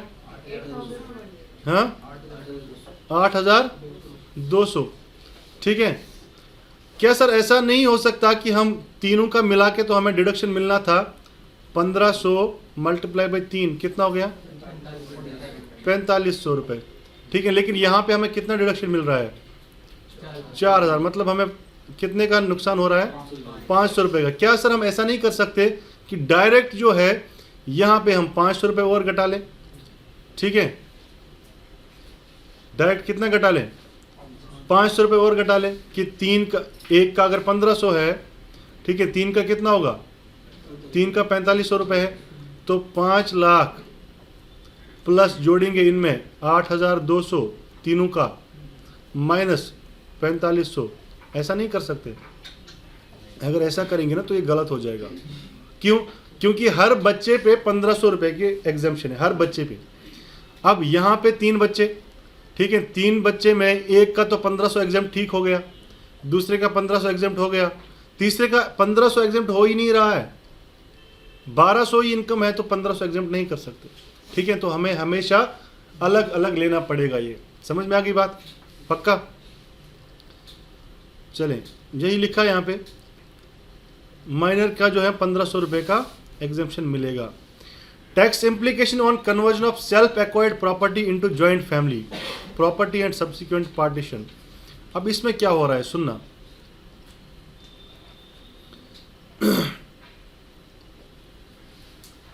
मिस्टर आर है एक व्यक्ति, ये इनकी एक HUF है, HUF में करता है P और इनकी श्रीमती जो है इनका नाम है क्यू, ठीक है। हाँ, क्यों नहीं, क्यों है, ठीक है। ये कर्ता है, कर्ता का मतलब समझते हैं क्या होता है कर्ता? हाँ, हेड ऑफ द, हाँ, कर्ता धर्ता जो होता है वही होता है कर्ता, ठीक है। अब इनके दो बच्चे, एक है आर जिसकी अभी यहाँ पे बात चल रही है, ठीक है। आर की शादी हो गई है, ये इनकी धर्मपत्नी है, ये एस नाम है। एक और बच्चा है, टी नाम है, और इनकी यू, ठीक है। अब मिस्टर आर के पास एक प्रॉपर्टी है, एक प्रॉपर्टी है, और मान लो बिल्डिंग है, कोई बिल्डिंग, ये बिल्डिंग की कीमत है 60 लाख रुपए। कितना?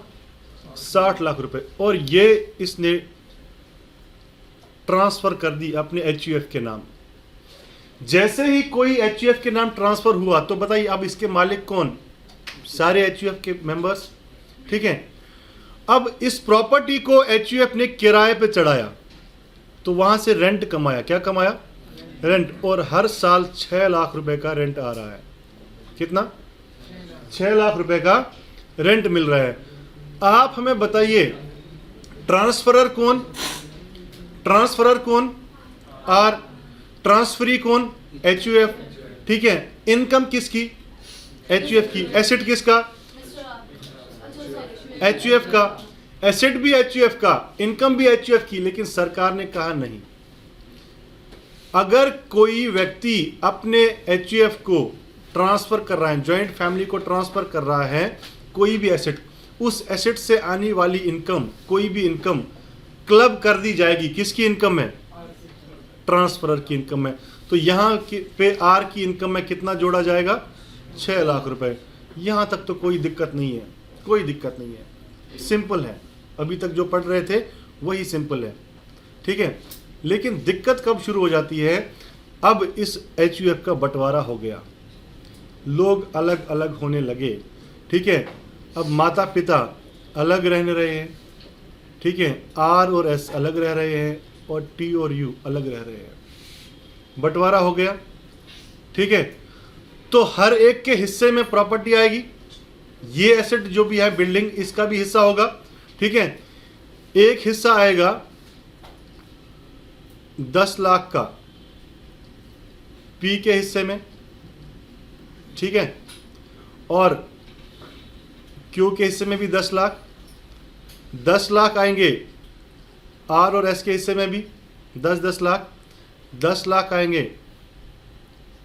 टी और यू के हिस्से में भी 10-10 लाख। तो 60 लाख का बंटवारा हो गया, बंटवारा हो गया 60 लाख का। अब अभी तक 6 लाख रुपए की इनकम हो रही थी, अब हर एक व्यक्ति के हिस्से में कितने लाख की इनकम आएगी? 1-1 लाख रुपए की इनकम आएगी। अब देखना यह है कि हर व्यक्ति की 1 लाख रुपए इनकम है, किसकी इनकम में जोड़ा जाएगा, ये कंफ्यूजन है। क्योंकि यहाँ पे 3 जोड़े हैं, बताओ कौन कौन सा? पी और क्यू, दूसरा आर और एस, तीसरा टी और यू। 3 जोड़े हैं और सबकी इनकम 1 लाख रुपए है।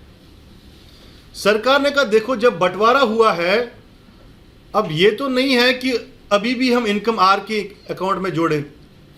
पी की इनकम कितनी? 1 लाख रुपए, ये पी की इनकम मानी जाएगी। क्यू की इनकम कितनी?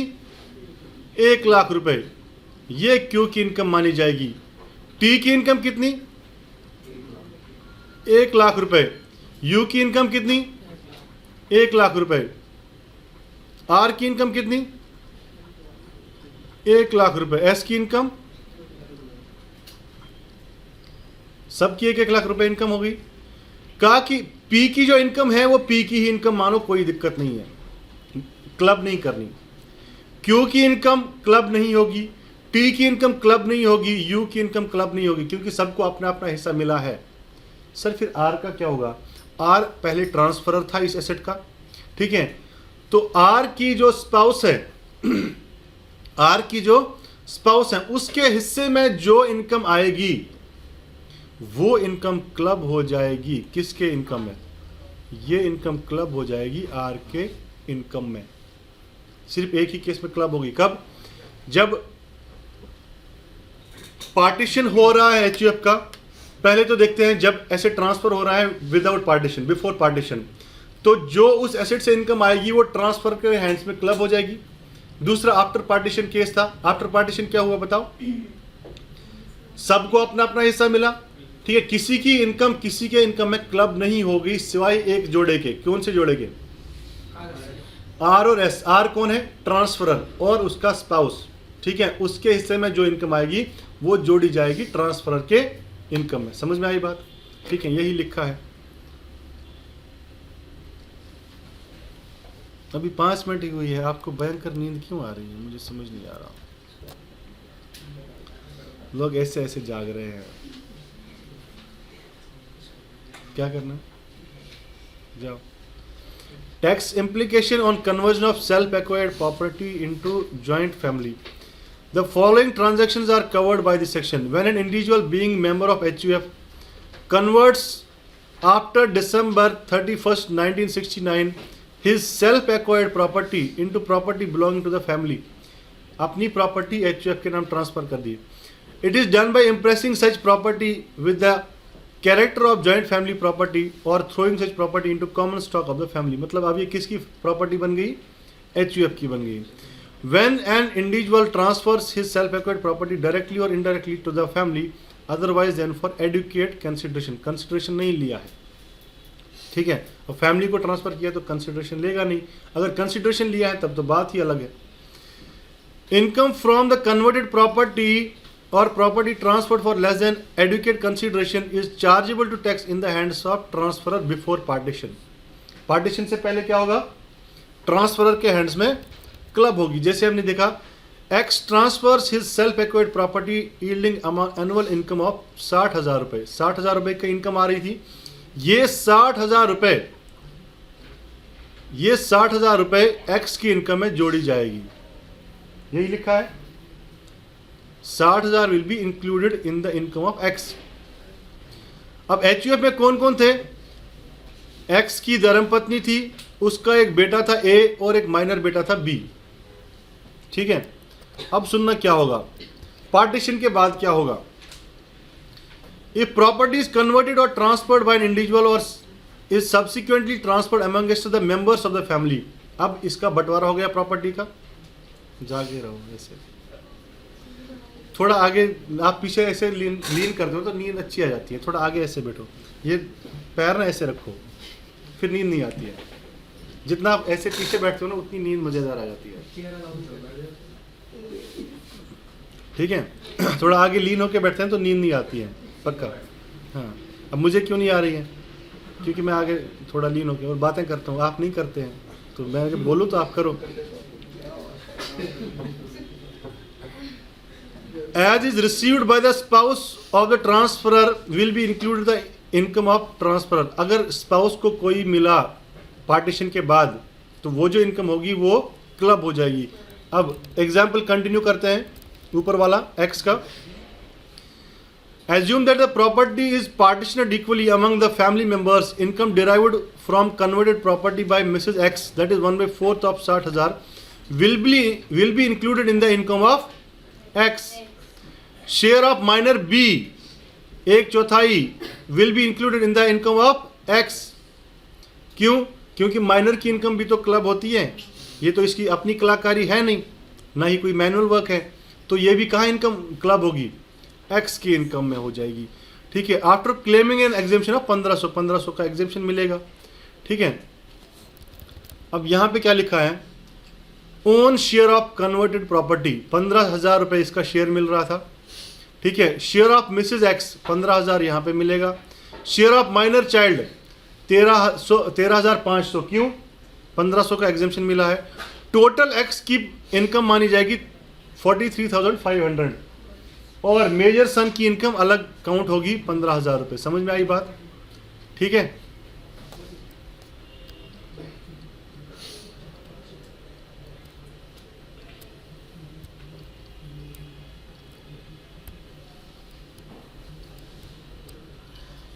अच्छा, क्वेश्चन नंबर 1 देखेंगे एक बार। सारे लोग अपने बुक बंद रखेंगे। क्वेश्चन नंबर 1 लिखा है, आ जाओ। Mister Sameer, an individual engaged in the business of money lending, advances 25 lakh to his HUF on interest at the rate 10%। 25 lakh रुपए दिए हैं समीर बाबू ने अपने किसको? HUF को। ये लेंड किए हैं, ना कि ट्रांसफर हुए हैं, ठीक है। पैसा उधार दिया है और इंटरेस्ट भी कितना चार्ज कर रहा है? 10% इंटरेस्ट चार्ज कर रहा है, which is lower from existing market rate. Market में रेट चल रहा है मान लो 15%, 12%, 13%, और समीर ने कितने पे दिया है? 10% से। The HUF invest the money in the business and earns profit of 10 lakh रुपए। HUF ने ये पैसा उठा के बिजनेस में इन्वेस्ट कर लिया और कितना पैसा कमाया? 10 लाख रुपए। From the money invested the assessing officer invoke section 64(2) and added 7,50,000 रुपए इन the income of mister Sameer. Assessing officer ने क्या किया कि 7,50,000 रुपए समीर की इनकम में क्लब कर लिया, क्योंकि असेसिंग ऑफिसर ने यह सोचा कि भैया ये तो आपने प्रॉपर्टी ट्रांसफर करी है, प्रॉपर्टी ट्रांसफर करी है, और यहां से प्रॉपर्टी से कमाने वाली कोई भी इनकम ट्रांसफरर के हैंड्स में क्लब होगी। यही बात है, यही बात है। तो आप हमें बताइए, क्या असेसिंग ऑफिसर का जजमेंट सही है या गलत है? Is the judgement right? Give appropriate reasons for your answer. Judgement सही है या गलत है? फोन बंद रखेंगे सब। फोन में ऐसा क्या है जो सामने नहीं मिल रहा है? बताओ। सामने भी तो एंटरटेन ही हो रहा है, नींद भी मस्त आती है लोगों को। बताओ, जजमेंट सही है या गलत है? सही है। रीजन? गलत है। रीजन? दोनों के लिए अप्रोप्रिएट रीजन मैंने पूछे ना। Give appropriate reasons for your answer. Land दिया है, यहाँ पे पैसा मिला है। हाँ बताओ, चलो आंसर बताओ। आंसर है इसका कि ये जजमेंट गलत है। क्यों? क्योंकि यहाँ पे ट्रांसफर ऑफ एसेट नहीं हुआ है, उसने सिंपली उधार दिया है और दिमाग में यही चल रहा था कि आगे जाके ये पैसा वापस लेना है HUF से। यस और नो? उधार का मतलब क्या होता है? कभी ना कभी वापस लेना है, और उस पर इंटरेस्ट भी ले रहा है, भले ही कम रेट से ले रहा है लेकिन ले तो रहा है, और ये ट्रांसफर नहीं हुआ है। अब अगर ये पैसा इन्वेस्ट हो रहा है कहीं पे, वहां से पैसा आ रहा है, तो ये पूरे HUF की इनकम मानी जाएगी, ना कि समीर के इनकम में क्लब हो जाएगी। समझ में आ गई बात? ठीक है। Question number 2। Mrs Rajni is wife of Mr. Ranjan. She carried on business with the funds gifted by her husband during previous year 15-16. She incurred a loss of 3 lakh which her husband wants to set off from his taxable income. Is the decision right? Give relevant reasons for the same. Rajni ji ने एक business start किया। कौन से पैसे से? जो पैसा उसको अपने हस्बैंड ने गिफ्ट किया था, वहां से लॉस हुआ, बिजनेस डूब गया, 3 लाख रुपए का लॉस। अब रंजन जी चाहते हैं कि वो इस लॉस को अपनी इनकम से सेट ऑफ करें, क्योंकि जब इनकम क्लब होगी तो भैया लॉस भी तो क्लब कर लो। ठीक है, रंजन जी का यही मानना है। आप हमें बताइए, क्या रीजन सही है या गलत है? गलत है। आइए देखते हैं आंसर क्या है। देखते हैं आंसर क्या है। Income includes loss also. Number 2 का income includes loss also. Funds for business were gifted by husband to wife, hence according to section 64(1) income from business should be clubbed with the income of husband. ठीक है, अगर आपने business के लिए पैसा gift किया है स्पाउस को, तो उस बिजनेस से आने वाला कोई भी इनकम आपके इनकम में क्लब हो जाएगा, और इनकम का मतलब लॉस भी होता है। Hence husband is entitled to set off the business loss of wife against his taxable income. तो हस्बैंड को हक है कि वो इस 3 लाख का सेट ऑफ अपने इनकम में से कर ले। समझ में आ गई बात? ठीक है। अब इनकम तो क्लब करते हो, लॉस को क्लब करना सही नहीं लग रहा है। ठीक है, तो सरकार को हमने कहा भैया जब इनकम क्लब कर रहे हो तो लॉस को भी तो लेस कर लो। ठीक है, मैंने पहले भी आपको कहा था कि income means positive income as well as negative income. Negative income क्या होती है? यही लॉस। ठीक है, अब तीसरा question, Mr Ashish transfers 5000 shares to Mrs Ashish as gift. Mrs Ashish sold the shares and incurred a loss of 1000 rupees. Will this loss be clubbed in the hands of Mr Ashish? हाँ, shares sold हुए हैं, उसके बाद loss आया है।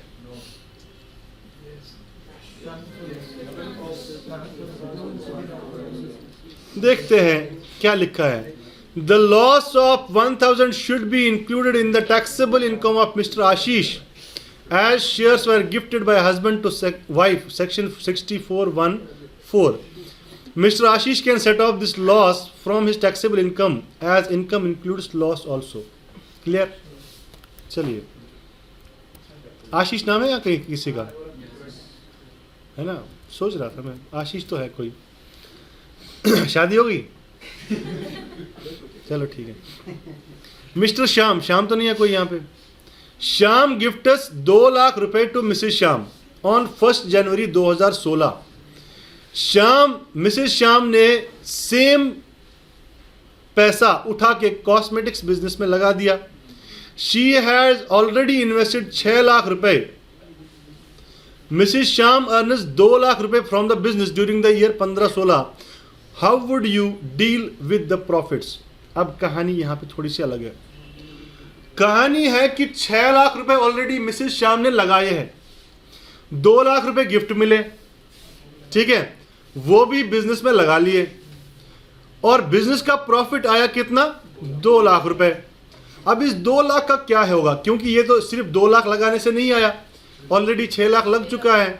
6 lakh plus 2 lakh, 8 lakh का profit आया है, 2 लाख। अब इसका क्या होगा? क्लब कितना होगा और नहीं होगा वो देखते हैं। लिखा है Mrs Shyam has started new business as a result the first previous year will begin on the date of setting up and will end on 31st March. Thus the previous year will consist of 3 months, that is January to March. Gift कब हुआ है? 1 जनवरी को gift हुआ था। ठीक है, और धंधा कौन सा स्टार्ट किया था? यहाँ पे लिखा था कि नया बिजनेस स्टार्ट किया हुआ है। Invested the same in the cosmetics business where she has already invested rupees 6 lakh रुपए। अब यहां पे बोल रहा है मुझे बताओ साल कौन सा है? 1 जनवरी 2016 को दिया था पैसा। ठीक है, और 1 जनवरी को इन्वेस्ट भी हुआ होगा, मान लेते हैं। तो 15-16 साल में आपको बताना है कि ये प्रॉफिट जो 2 लाख है इसका क्या होगा। 2 लाख रुपए तो 3 महीने इन्वेस्ट हुए, जनवरी, फेब और मार्च में। ठीक है, बाकी 6 लाख रुपए पूरे 12 महीने इन्वेस्ट रहे। Therefore, proportionate profit of rupees 2 lakh computed as below will be included in the income of Mr. Shyam. Shyam की इनकम में कितना जोड़ा जाएगा पता चलेगा। 2 लाख रुपए अगर 8 लाख रुपए लगा के आए हैं, तो अगर मैं सिर्फ 2 लाख लगाता तो कितने आते? सर 50,000 रुपए आते। ये 50,000 रुपए जो है ये ऐड होंगे किसकी इनकम में? श्याम की इनकम में, मिस्टर श्याम की इनकम में। ठीक है यहां तक? Note, proportionate profit in proportion the gift amount from the spouse on the first day of the previous year bears to the total investment in the business on the first day of the previous year will be taxable। वही है जो ऊपर यहाँ पे formula लिखा है। मतलब लगाया कितना है? 8 लाख, तो वो नीचे रख दो। कमाया कितना? 2 लाख, को ऊपर रख दो। जितना टैक्स गिफ्ट दिया है उसको मल्टीप्लाई में डाल दो, आंसर आ जाएगा। ठीक है, मोहित नहीं है यहाँ पे कोई, मुझे पता है। Mohit is a fashion designer having business, his wife is a model. Fashion designer, बीवी model. Mohit pays her a salary of 2 lakh रुपए per annum. The assessing officer, while computing the total income, clubbed the income of Mrs. Mohit in the hands of Mr. Mohit, applying 64(1). Commit on the judgment. अब मोहित जी जो है fashion designer है, उसको हमेशा चाहिए होगी एक मॉडल, यस और नो? क्यों? जिसपे वो अपने कपड़े वगैरह वो ट्राई करा के फिर उनको मतलब मार्केट में लाएगा, तभी तो प्रमोशन होगा फैशन डिजाइनर का, ठीक है। अब असेसिंग ऑफिसर ने क्या कहा कि मोहित जी जो सैलरी दे रहे हैं 2 लाख रुपए साल के मॉडल को, ये मॉडल तो उसकी वाइफ है, तो वाइफ की इनकम को मोहित की इनकम में क्लब कर दो। जजमेंट सही है कि गलत है? गलत है। क्यों? क्योंकि वो प्रोफेशन की वजह से आ रहा है। आइए देखते हैं आंसर क्या है इसका। 5वां number, the action of the assessing officer is not correct. जैसा कि आपने कहा कि सही नहीं है। क्यों? The salary earned by wife as model from concern where her husband holds substantial interest is treated as her own income. The earning spouse holds technical or professional qualification. सही है।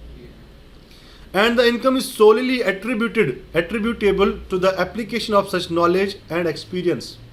उसका एक्सपीरियंस है, उसका नॉलेज है, उसका जो काम है वही है, तो उसी के हिसाब से उसको पैसे मिल रहे हैं। अगर वो कहीं और भी एज मॉडल काम करेगी तो उसको ये पैसे मिल सकते थे, ठीक है। चलिए question number 6। Mr Rajesh earns income of 7 lakh रुपए from textile business. He holds 7% shares in AKTC Limited, where his brother and sister hold 8% and 9% shares. अब राजेश जो है इसका टेक्सटाइल बिजनेस है, 7 लाख रुपए इसकी इनकम है टेक्सटाइल बिजनेस से। इसके पास 7% शेयर्स हैं AKTC लिमिटेड के, ठीक है। और जिसमें इसके भैया और बहन के दोनों के क्या है 8 और 9%। बताइए टोटल शेयर होल्डिंग कितनी हो जाएगी? 7% प्लस 8% प्लस 9%, कितना हुआ? 24%। बताइए कुल मिला के सब्सटेंशियल इंटरेस्ट हुआ कि नहीं हुआ? तीनों का मिला के सब्सटेंशियल इंटरेस्ट हुआ, क्योंकि रिलेटिव्स अगर मिलके भी 20% से ज़्यादा होल्ड करते हैं तो हम मानते हैं कि सब्सटेंशियल इंटरेस्ट है, ठीक है। यहाँ पे 24% है तो सब्सटेंशियल इंटरेस्ट आ गया। अब देखना यह है मिसेस राजेश अर्न्स 1 लाख रुपए, राजेश जी की वाइफ 1 लाख रुपए कमा रही है from AKTC limited as commission and holds no technical or professional qualification. 1 lakh रुपए मिल रहा है राजेश जी की धर्मपत्नी को, जबकि उसके पास कोई टेक्निकल या प्रोफेशनल क्वालिफिकेशन नहीं है। तो आप हमें बताइए कि इस इनकम को क्या ट्रीटमेंट मिलना चाहिए? हाँ, क्लब होगी राजेश की इनकम में। चलिए देखते हैं आंसर क्या है। 6, computation of income of mister and Mrs Rajesh for the assessment year 16-17। PGBP income इसकी 7 लाख रुपए है टेक्सटाइल बिजनेस से। इधर ध्यान दें, टेक्सटाइल बिजनेस 7 लाख रुपए कमा रहा है, सैलरी इसकी निल है। एड क्लब्ड इनकम, ये कौन सा? वाइफ का है, ठीक है। वो वाला क्लब हो गया 1 लाख रुपए और 8 लाख रुपए इसकी इनकम मानी जाएगी। यहां तक क्लियर है? लास्ट क्वेश्चन देखते हैं। Mrs Lal MBA is a finance manager of AKTC limited. इसने MBA किया हुआ है, फाइनेंस मैनेजर है AKTC लिमिटेड का। She gets a salary of 2 lakh रुपए फ्रॉम AKTC लिमिटेड। इसको 2 लाख रुपए की सैलरी मिल रही है। मिस्टर लाल अर्न्स 10 लाख रुपए from his business during the previous year 15-16। He also holds 21% shares in AKTC limited. बताइए मिसेस लाल का जो 2 लाख रुपए का इनकम है उसका क्या होगा? क्या वो क्लब होगा या नहीं होगा? नहीं होगा। क्यों नहीं होगा? क्योंकि उसके पास प्रोफेशनल क्वालिफिकेशन है, ठीक है। मिस्टर लाल की इनकम बिजनेस प्रोफेशन से 10 लाख ही रहेगी। इसकी 2 लाख रुपए मिसेस लाल की तो 2 लाख ही रहेगी, since Mrs Lal holds professional qualification, her income is taxable. समझ में आ गई बात? ठीक है, चलिए अब हम लास्ट क्लास का जो क्वेश्चन है उसको डिस्कस करते हैं, जो असाइनमेंट में था। हाँ, क्वेश्चन क्या था पहले मुझे बता दीजिए। रमेश बाबू ने, हाँ, ओल्ड बिल्डिंग सोल्ड करिए 50 lakhs में। रमेश बाबू ने सोल्ड कर लिया। कब सोल्ड किया? 10/8/2018। 10/8/2018 को। कितने का? 50 लाख। 50 लाख का। ठीक है, इसकी स्टैंप ड्यूटी वैल्यू कितनी थी? 62 lakhs। 62 लैक्स। और वैल्यूएशन ऑफिसर ने कितना लगाया था? 65 लैक्स। मतलब यहाँ पे दवा मिली है कि जहर मिला है? जहर मिला है। तो आप क्या करेंगे, दवा ले लेंगे कि ऐसे ही रहने दें? हाँ, उसके बाद आगे बताओ क्वेश्चन। बिल्डिंग जो एक्वायर उसके फादर ने करी। अच्छा, उसके फादर ने, रमेश जी के फादर ने एक्वायर की थी बिल्डिंग। कॉस्ट ऑफ एक्विजिशन कितने का? 5,20,000 का। अच्छा, और बताओ कब किया था एक्विजिशन? हाँ, 20 जून 2002 को ज्वाइन एक्वायर किया था। और बताओ। और ट्रांसफर किया ये 10/9/2011 को रमेश। अच्छा, ट्रांसफर किया है रमेश ने, कितने में? रमेश को किया था उसके फादर। अच्छा, रमेश को ट्रांसफर किया था कब? 10/9/2011। 10/9/2011 को गिफ्ट दिया है रमेश को। ओके, और बताओ। कॉस्ट ऑफ इम्प्रूवमेंट इंकर्ड करी थी उसके फादर ने। कॉस्ट ऑफ इम्प्रूवमेंट फादर ने कितना किया था? 2,70,000। 2,70,000। ये कब किया था? 11/6/2011। 11/6/2011 में। अच्छा, और खुद रमेश ने जो कॉस्ट ऑफ इम्प्रूवमेंट इंकर्ड करी थी वो 90,000। रमेश ने 90,000 का कॉस्ट ऑफ इम्प्रूवमेंट किया था कब? 1/8/2017। 1/8/2017 को। और बताओ। एडवांस मनी लिया था उसे फोरफिट किया था 10/1/2014। अच्छा, एडवांस मनी लिया था 10/1/2014 को, इसको फॉरफिट किया। 1.5 लाख था वो अमाउंट। 1.5 लाख रुपए। ब्रोकरेज 1% और ब्रोकरेज पे किया 1% ऑफ सेल। ठीक है, यही क्वेश्चन था। तो इस केस में आप हमें बताइए,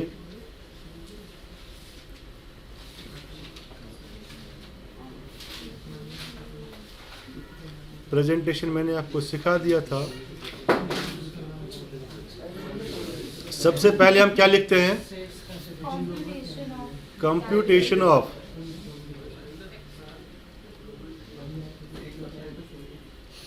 टैक्सेबल इनकम।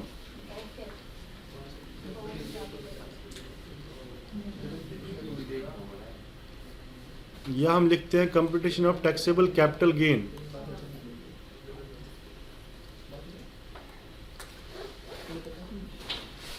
उसके बाद लिखते थे एसएससी। एसएससी कौन है? मिस्टर रमेश। ट्रांसफर ईयर, किस साल बेचा था रमेश ने? हाँ, साल बताओ ना, कब सोल्ड किया? 18-19 में। असेसमेंट ईयर बताओ? 19-20। अच्छा, एसेट, एसेट कौन सा था? बिल्डिंग। फाइनेंशियल कि non financial? Non financial asset. नालायक। Non financial asset. Period of holding, period of holding कब से कब तक? 2002 से 18। डेट बताओ ना। 20/6/2002 20/6/2002 टू 10/8/18 यहाँ तक था। 20/6 क्यों लिया? क्योंकि प्रीवियस ओनर से हम ले लेंगे। ठीक है, अब सबसे पहले क्या लेते हैं हम? सेल्स कंसिडरेशन बताइए कितने का बेचा? 50 का ही तो बेचा था तो सर सर। सेल कंसिडरेशन तो था 50 लाख, ठीक है, लेकिन हमने पढ़ा है कि अगर स्टैम्प ड्यूटी वैल्यू से कम का बेच रहे हैं तो आपको स्टैम्प ड्यूटी लेना पड़ेगा क्या? As sale consideration. हाँ, अगर वैल्यूएशन ऑफिसर ने उससे थोड़ा सा रिबेट दे दिया तो आप ले सकते हैं, वैल्यूएशन ऑफिसर का ले लेंगे। लेकिन अगर जहर मिली है तो उस जहर को साइड में रख के जितना स्टैम्प ड्यूटी वैल्यू है उतना ले लेंगे। तो सेल कंसिडरेशन कितना हो गया? यहां तक किसका सही है वो बताओ? सबका सही है। चलो, less index cost of acquisition, less होगा इसमें। Brokerage, indexed brokerage last cost of acquisition, कोई बात नहीं, पहले करो बाद में करो, कोई इश्यू नहीं है, अमाउंट सही होना चाहिए। इंडेक्स्ड कॉस्ट ऑफ एक्विजिशन कितने में खरीदा था? 5,20,000, लेकिन फॉरफिट किया था कितना? 1.5 लाख। तो यहाँ पे माइनस होगा कि नहीं होगा? 1.5 लाख कितना आया? 3,70,000। कौन से ईयर का है? 280। पहले बताओ बेस ईयर कौन सा है जिस साल खरीदा था? हाँ, कब खरीदा था? 20/6/2002। तो 2/3 में खरीदा, तो नीचे क्या आएगा? 105 यहाँ पे आएगा 105 मल्टीप्लाई बाय 280। बताओ कितना आया? 986।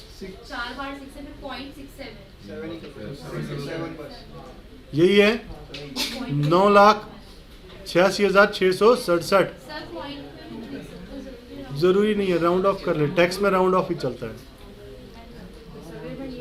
कोई इशू नहीं है। अच्छा, आगे बताओ क्या लेस होगा? Index cost of improvement, less indexed cost of improvement बताइए। दो है, हाँ, तो पहले वाला बताओ। 270 का है। 270 का किया है फादर साहब ने, हाँ जी, डिवाइडेड बाय क्या करें? 184 क्योंकि 11-12 में हुआ था, 184 multiply by 280 280, 4,10,870।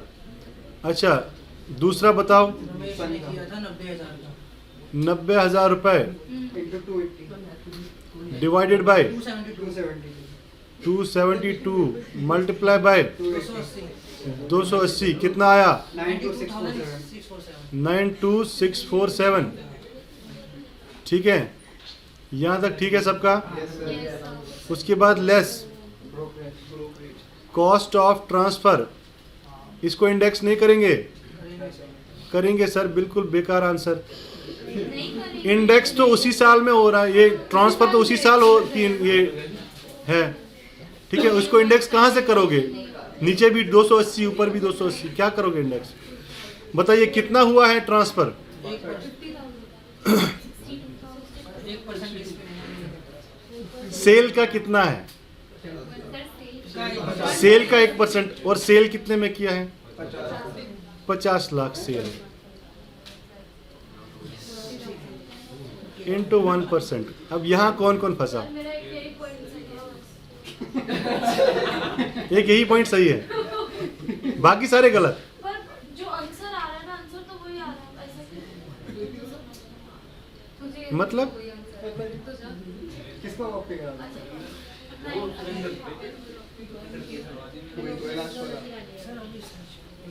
Long term capital gain कितना आया?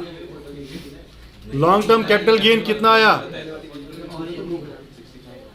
लॉन्ग टर्म कैपिटल गेन कितना आया? निकालना पड़ेगा। आंसर बताएं। गलत किस किस का है? 46,59,816, 46 59,816, 59,816। हाँ, मेरा 4647 816 आ रहा है। सर थोड़ा सा फर्क है, जिसका 46 पे आना था उसका नंबर दे दो। इसमें तो 12,000 का ही फर्क है, हाँ 12,000 का ही फर्क है। ठीक है, अब जिसका गलत है उसके 10 मार्क्स तो गए। 10 में हाँ बाकी स्टेप सर सिर्फ एक